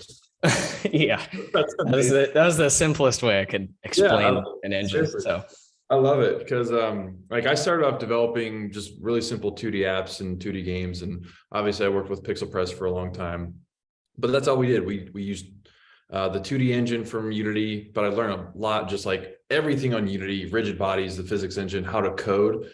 And like now that I know how to use Unity really well, I can create anything with it. Like creating a virtual reality app or an augmented reality app or a 3D open world is super easy just because I know where everything is. I know that if I run into something, I can problem solve my way through it or use my resources online. So yeah, I love that answer. yeah, trust me, I understand your frustration. I still feel some of that even with some new tools, because like I'll mess around with ZBrush, which is like a completely different beast in and of itself. Like ZBrush, I don't know who designed ZBrush, but I feel like they designed it in a way to make it the most difficult to find anything ever. And it's the same thing with every other process. Like you start out, but once you've been through that process with something, even if it's not the same software, it's like not another engine, you just have to be comfortable being uncomfortable and frustrated, and know that you've been through that kind of section before. And so you just got to keep, reutilizing that process until you get to that place. So like I used to, like when I was in college and I took my digital painting class with like these two top pieces, like I would hand draw like everything. I went out and bought a Cintiq and I was like, I'm going to be a concept artist. Like this is going to be me. Like this is what I'm going to do. And I like started hand drawing like each individual pebble, like on that. Like I didn't even use brushes. And I was like, cause I didn't know. Like I was like, everybody's hand drawing all these awesome pieces on ArtStation. And if I'm going to get to that, like, I just have to keep doing it. But really there's like, once I figured out, people just take pictures of buildings and then just import it into Photoshop and use that and paint over it a little bit. I'm like, isn't that cheating? Like what? Like they didn't hand draw all this? And my digital painting teacher said, it's fine like to cheat. Like it doesn't matter how you produce it. Obviously don't like, steal other people's artwork and put it in there. But if you can like take a bunch of different things and make it your own, nobody cares how you get the image done. Like when I look at a piece of concept art now, I'm like, I like it because it looks cool and it portrays the image in the scene that I think looks neat. I don't care if they hand painted it. I don't care if they took reference images from it. If you can utilize any type of process like that to make things easier, then you'll do that. So I could have just taken an image of like some pebbles or a pebble brush, and just painted over that and used some perspective on it. But I didn't know that. Like I didn't know that process. I didn't understand that I could do that. And that's just an example of something that I learned going along the way. And then eventually I stopped doing like digital painting and I moved to 3D scenes because I was like, I didn't care about the craft of digital painting. That wasn't something that was too important to me. I just wanted to take what was in my brain and just put it into a scene so that other people could see what I was thinking. And I was like, how do I make this process faster? Like, I don't want to paint everything. And I found that it was just easier for me to just portray my ideas in a 3-dimensional scene because I didn't have to paint the lighting because the engine did the lighting for me. And I could just make the scene a lot faster. And that's kind of how I was like, oh, maybe I'm not a concept artist. Maybe I want to do levels and environment art because it allows me to get to my final destination quicker than having to do digital paint. But that's just me. Like other people might like the craft of painting a lot more. So, but yeah. Nice. Hey, Connor, you doing all right on time? I have all day, so I'm good. Perfect. Yeah. Let's see. So I'm going to stop the sharing so we can see faces. Oh, yeah. We do have a few questions. I think, Justin, you were the first person I saw with your hand up. We have about 5 Justins in the game program. I'm going to guess, is this Justin Thompson? Yes. Hey, all right. Justin Thompson. Okay. So, how many levels did you make where you just felt like you were like good enough to show them off to other people, like anybody at all? Well, let's see here. Like, how many levels did I make to where I was like, this is the stuff I'm going to apply with to like other studios? Is that what you mean? Yeah. Like, okay. Yeah, well, I guess like what's in my portfolio now is like my Black Ops Zombies map. It actually takes up the majority of it. I put a few digital paintings on there, but like I said, like I had 19 other maps that I had put hundreds of hours into that I was like, I could see that I was getting to where I wanted to go. And I was like, all right, I know if I just keep going, keep making more maps, I'm going to eventually get to something that I'm probably going to be happy with. And I remember when I started the Isles of the Damned map and I started getting the theme that I wanted and I started making it. I was about, I don't know, a couple hours into it. And I was like, if I can get this to look the way I want it to look with everything that I've learned, I know this is probably going to be the piece that I use in my portfolio. And like my portfolio has, I don't know, 15, 17 things in it. There are hundreds of things that I haven't even shown anybody before. And a lot of it is just, you know, like I was talking about with going through all the frustrations of trying different things, right? One of my digital painting teacher, but I'll go back to him a lot. He taught me a lot of different things about not just digital painting, but just being disciplined in how you train yourself to become a better designer, artist, or whatever. And he would a lot of times have us do a project and we put like a week's worth of work into it. And then he would make us delete it like at the end of the week. And I was like, well, like, I don't want to delete this. Like, it's cool. Like I've invested time into it. And he's like, true. Like it's fine. Like if you want to keep stuff, but the whole point of that project was to not feel so emotionally attached to anything that you create. Like it's fine to, you know, be emotionally invested into it. But like that process of deleting that and starting fresh, every time I would start a new project after that, I would be like, oh, this one's going to be even better than that. So now I don't even care about that one that I deleted. And especially 5, 6 iterations down the line, I don't even remember that one at all. And so that process was to kind of help us early on just realize that you're always going to be improving. So you don't need to hold on specifically to one thing all the time. But once you'll get to somewhere where you do enough iterations where you stand back and you'll have this moment and you'll be like, I freaking made that. Like, that's crazy. Like, I'm proud of this one.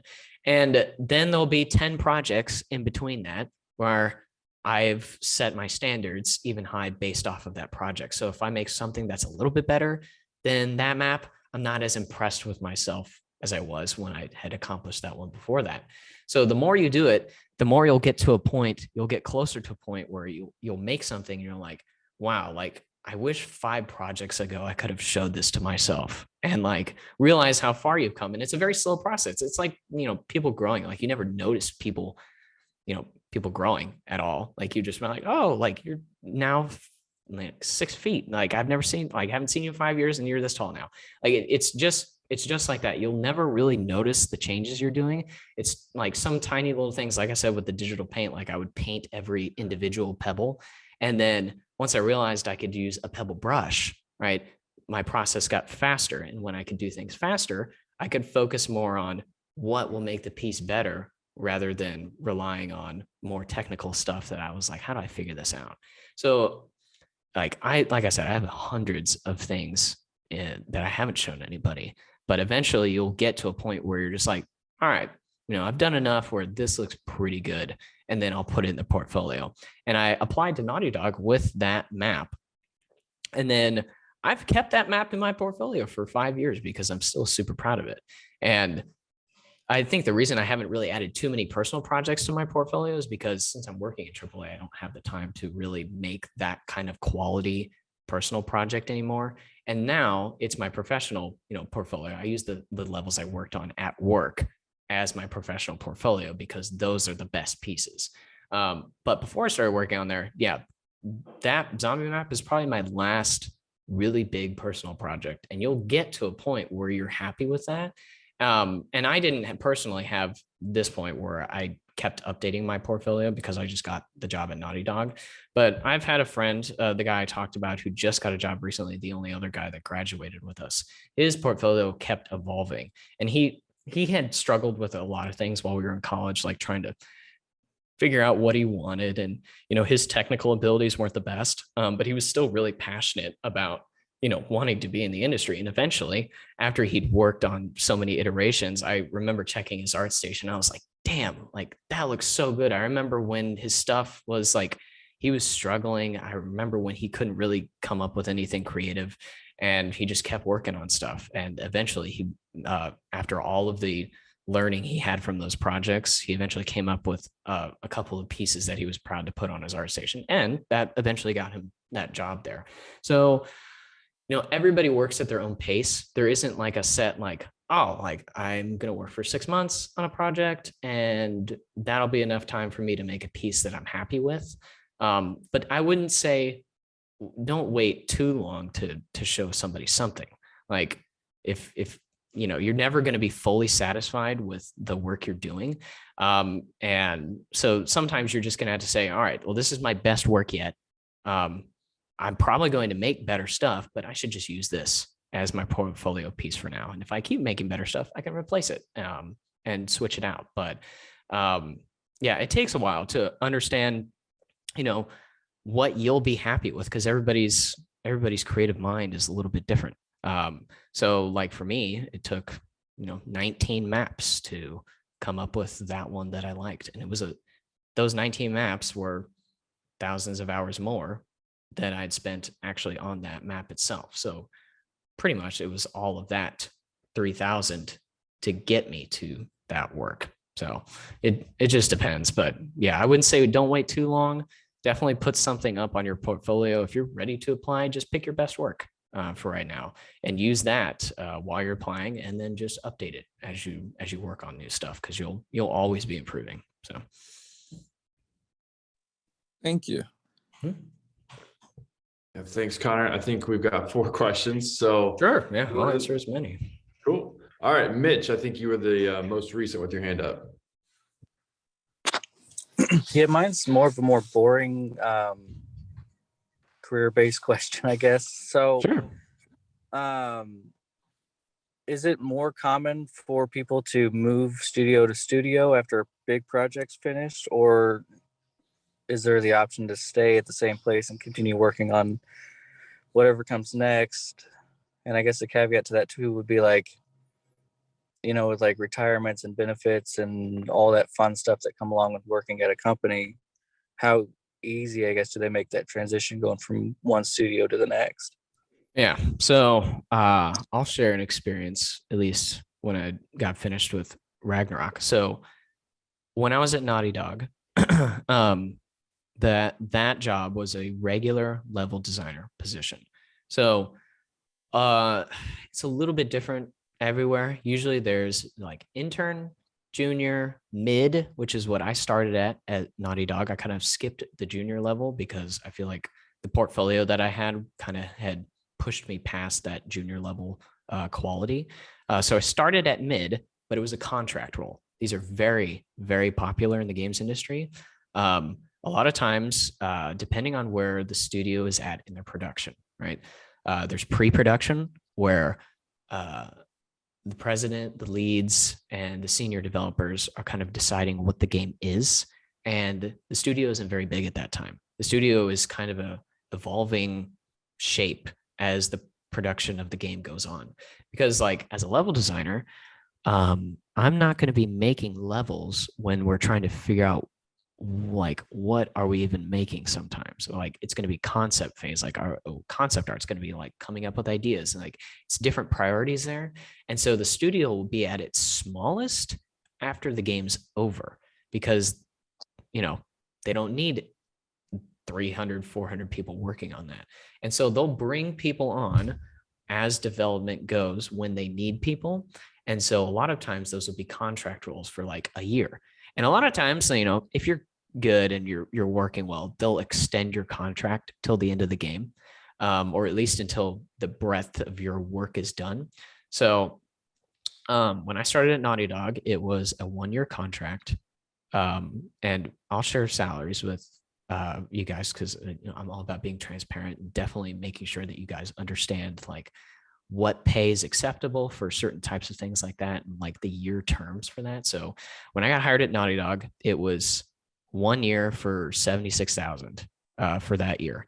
And I was allowed overtime, as much overtime as I wanted there. And out in California, at least if you work at a studio in California, the overtime hours are really great benefits because you can work an hour, every hour over 8 hours is a time and a half your hourly rate. And every hour over 12 hours is literally double your rate, which is crazy. But that contract was for a year. So I worked for a year, and about 3 months before that contract was coming to an end, my managers come and say, hey, we like what you're doing. We're going to extend your contract by about 6 months. And so 6 months would go by, and I was like, okay, so like, I know I'm going to be here 6 months. I'm going to keep working. And then I pretty much knew I was going to be extended all the way to the end of the game, but I did not know if they were going to keep me or not. So I had to keep that in the back of my head. And if a studio is responsible with, taking care of their employees, they will tell you 2 to 3 months in advance whether they're going to keep you or not based on a contract role. And at Naughty Dog, they weren't going to keep me, right? And obviously I was very frustrated by that because I was like, I put all this time and effort and I worked my ass off, and I made some really, really good levels there. But sometimes it's not down to like whether they really like you as an employee, because their publishers most of the time have the last say. They're like, you can keep this many employees because we need this kind of budget in here. So you got to let this amount of people go. And at the end of Last of Us Part 2, they let a lot of people go, like 200 probably, which was insane. So a lot of people looking for work right now. Since I was on contract there, I was through a different company called Yo, and they work with a contracted company that hires them there. I was still on the team. I was still part of the company, right? I was still working in the same area there. But since I'd already worked there at a Sony studio, it was a lot easier for me to get somebody within that studio to recommend me to the Santa Monica studio. And that's how I easily moved over there. And now unfortunately, this is just how it is. The earlier you start interviewing, the better. It takes a very, very long time to start the interview process, or not just start the interview process, from applying to you actually starting.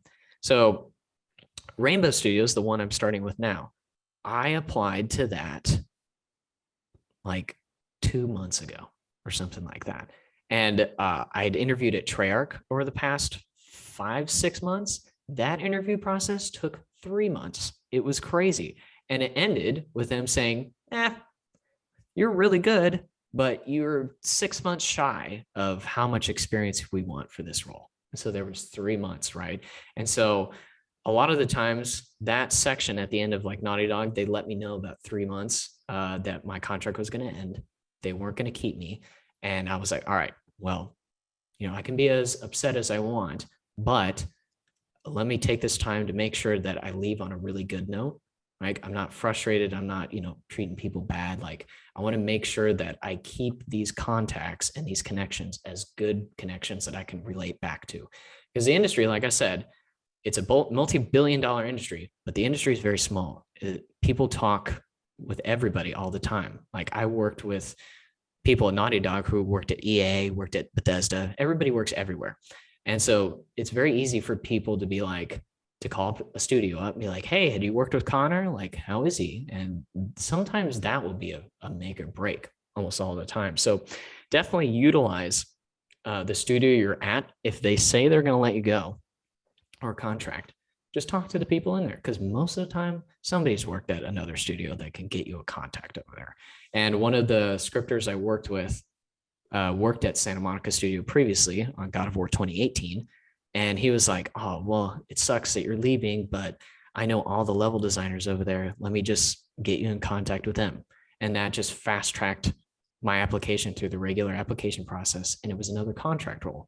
Now, I was super frustrated that I was like, I want a full-time position. You still get benefits on the contract role. You still get healthcare. You still get all the typical stuff. You won't get a 401k or anything like that, but you'll have the basic, things that you need to survive and to protect yourself. But that was another contract role at Santa Monica Studio for 2 years. And so I was like, I want a full-time position.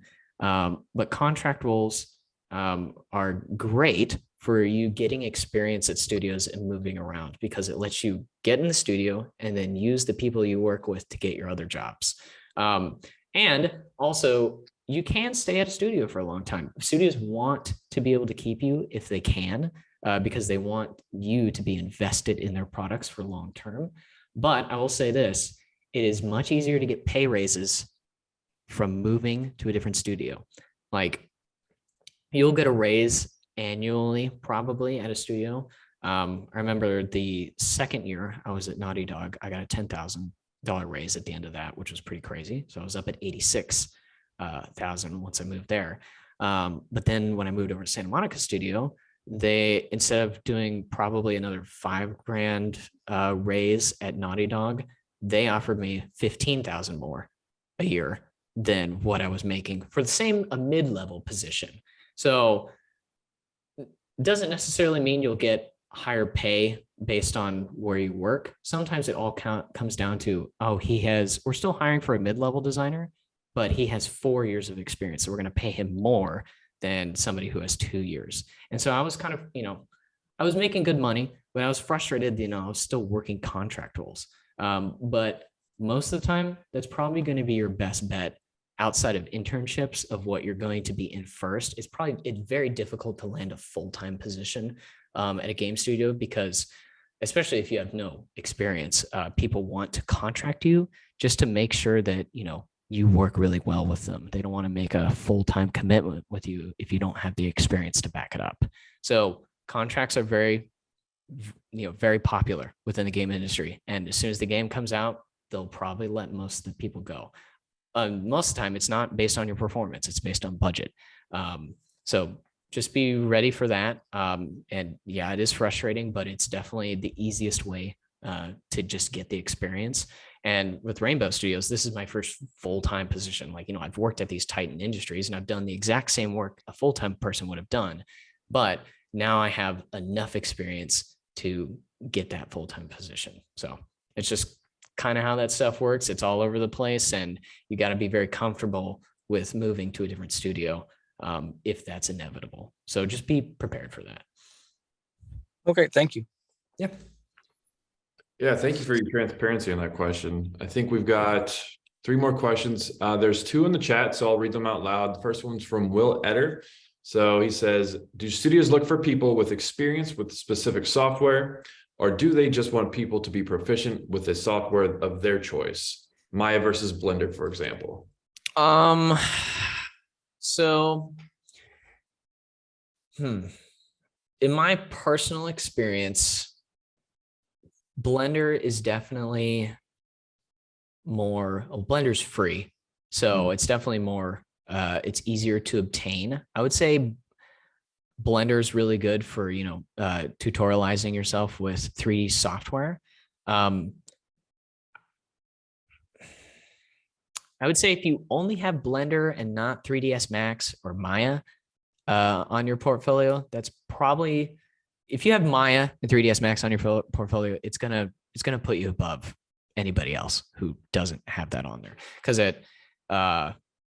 Maya's, because Blender's definitely made some really good updates nowadays. I've used Blender for different purposes, different reasons. They have a lot of better plugins that serve for different types of utilities. I would say be familiar with both of them. Like, be comfortable enough to put both on your resume, because, you at Naughty Dog at Santa Monica Studio, we primarily used Maya. Blender was, I know I said before, they'll usually have some software that you can go back and forth between. There, it was 3ds Max or Maya, but Maya was pretty prominent, and 3ds Max and Maya are pretty similar. So they're both Autodesk. So I would say definitely be familiar with both, but I would say Maya would definitely be more attractive to be on a portfolio rather than Blender. At least in my experience for big AAA companies. Blender will definitely let the company know that you understand how 3D software works. And I don't think it would be too much of a difference between the two. But I would say if they see Maya, they see 3ds Max or any Autodesk software, they're going to be like, oh, okay. They know how to use 3D software and they know how to use the one that's probably the most capable for what we're working with. So a lot of times you can just Google like, what software does a company use? Do they use different types of 3D software? Do they use ZBrush versus some other sculpting program? I don't put Blender on my resume, mostly because, I mean, I've used it a couple times, but I'm proficient in Maya, but I would just say, make sure to be familiar with both.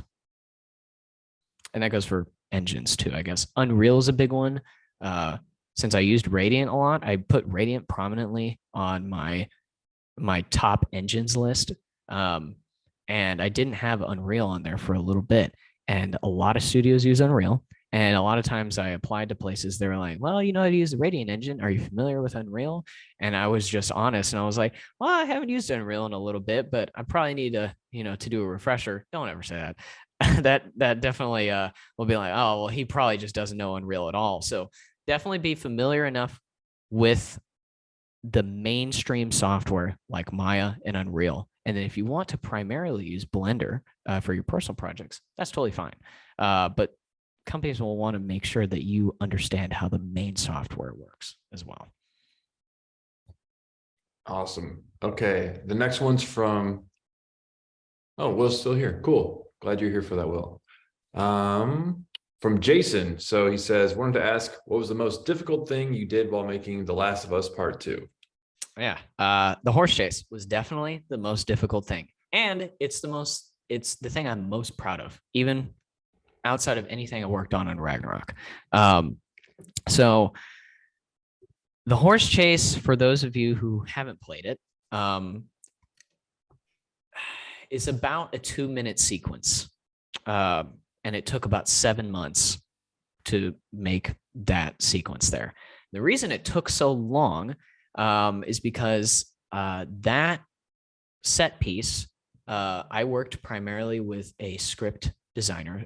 Like I was a level designer, and then my counterpart was the scripting designer that would work with me directly for any heavy scripting things that needed to happen.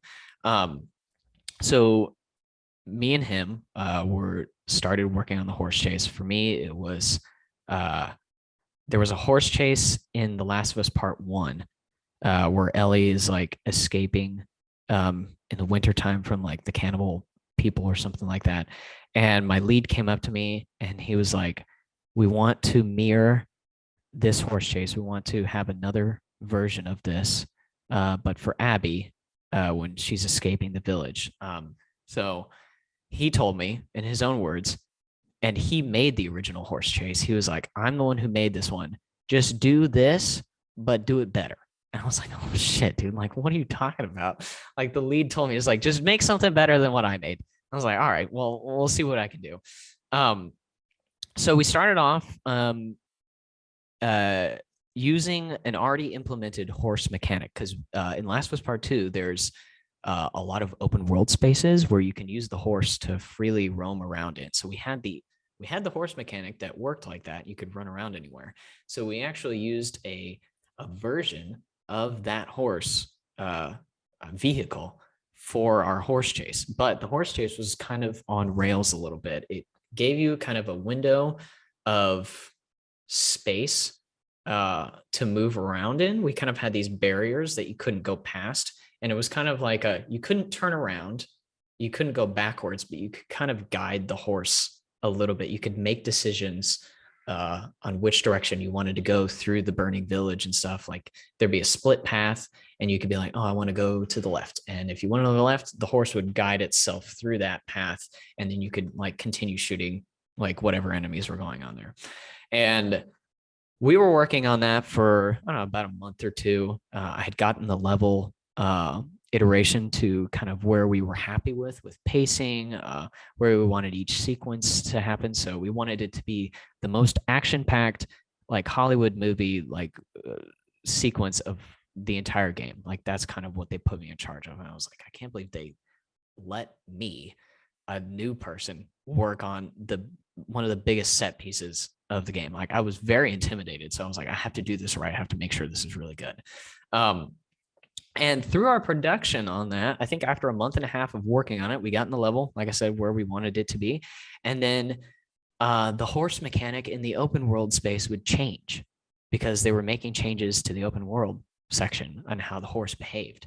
And so we would get an email one morning and it'd be like, the horse now listens to this type of ground collision, which we had not even built the level to even listen to at the time. Like we didn't care about ground collision. We cared about these walls on the side for collision that the horse listened to and went back and forth. And so once that change got implemented, when somebody pushes something, we use Perforce at those studios. When somebody pushed a global change, every morning we would pull data to, be on latest data. So we're working on the most up-to-date things while we're building stuff. And the horse would just break. Like we couldn't even run through the level. The level didn't function properly anymore. The spaces between like certain sections, we'd have like a split path decision where you could go through a burning house or you could go like around a bus. And if you went around the bus, there was a guy on top of the bus that would try to jump on the horse or something.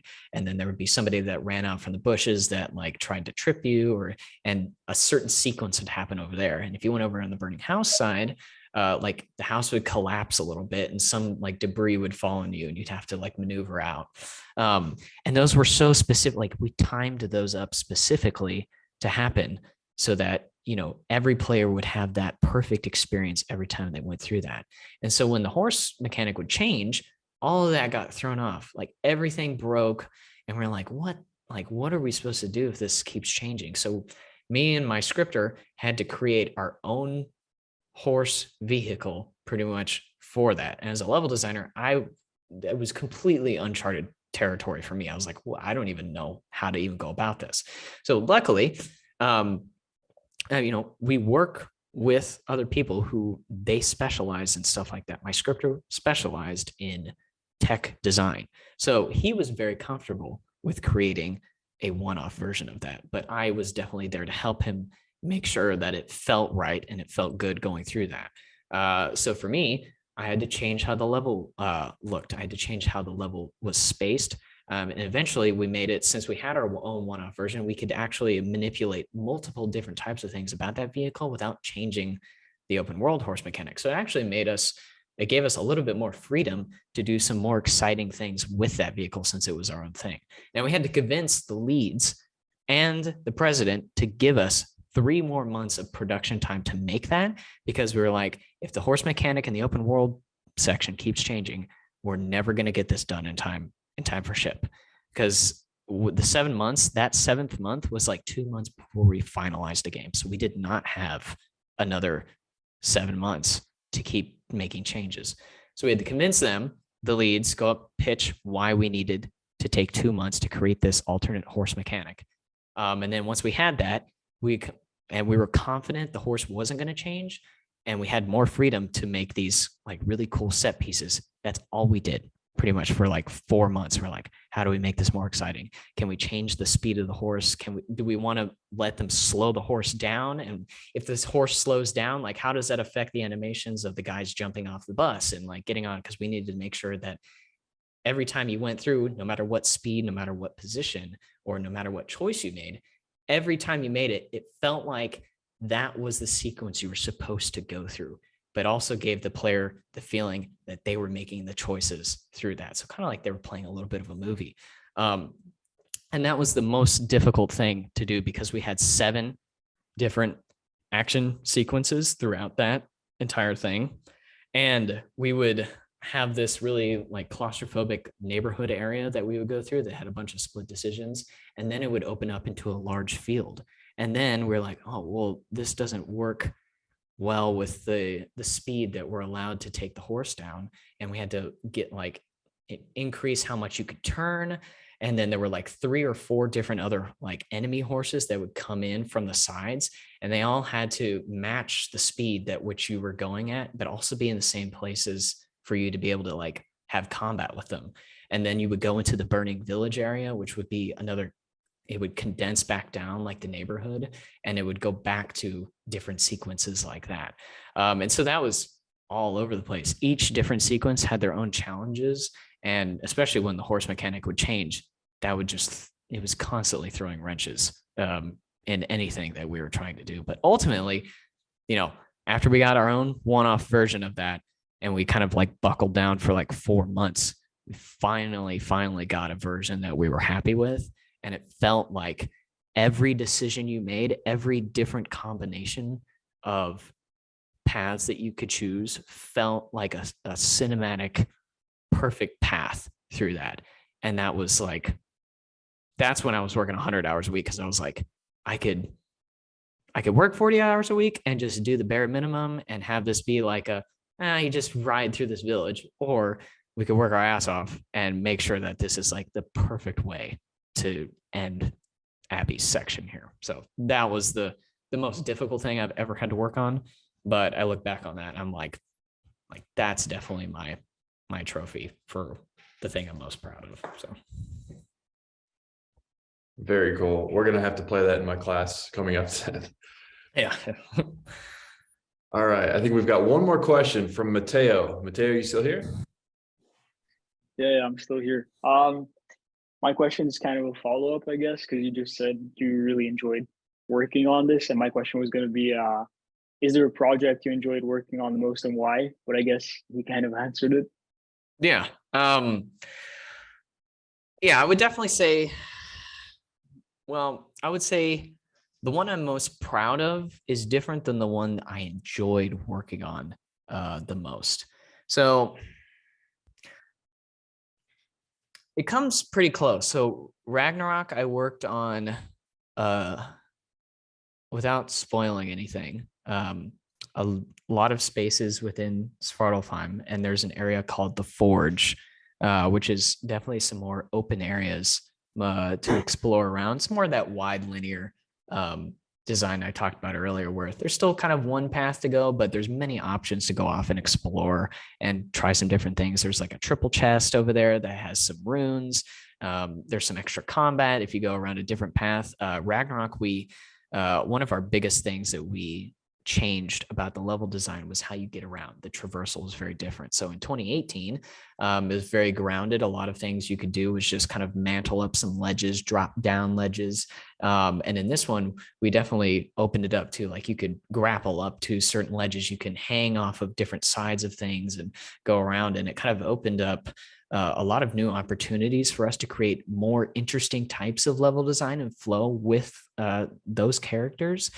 So I definitely enjoyed the freedom of coming up with new ways to play as Kratos in those areas. And I definitely had the most fun like working with that and being kind of like the pioneer of those new traversals. And it kind of gave me this like, nobody's ever, everybody's played as Kratos before, but nobody's played as him in these types of ways. And so I was like, I kind of felt like I was on the ground creating exactly what the game was going to be. So I definitely had the most fun doing that. But also, I think the one I was the most giddy about, like, I can't believe I get to go to work and like do this every day, was the descent in Last of Us Part 2, that creepy like descent down the skyscraper, going through all the broken skyscraper where like the infected were like melted into the walls and they were like trapped zombies. And for me, I love horror stuff. Anything has to do with horror. So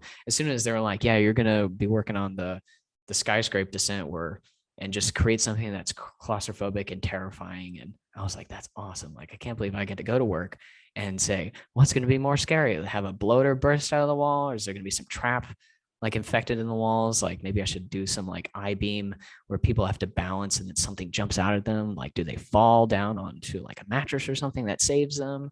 Like, all of those types of things was like, when I was a kid, like if I could go back and tell myself as a kid, I'm like, you're going to be like making cool, creepy shit like for your job one day. That's definitely the most entertaining thing I worked on. So.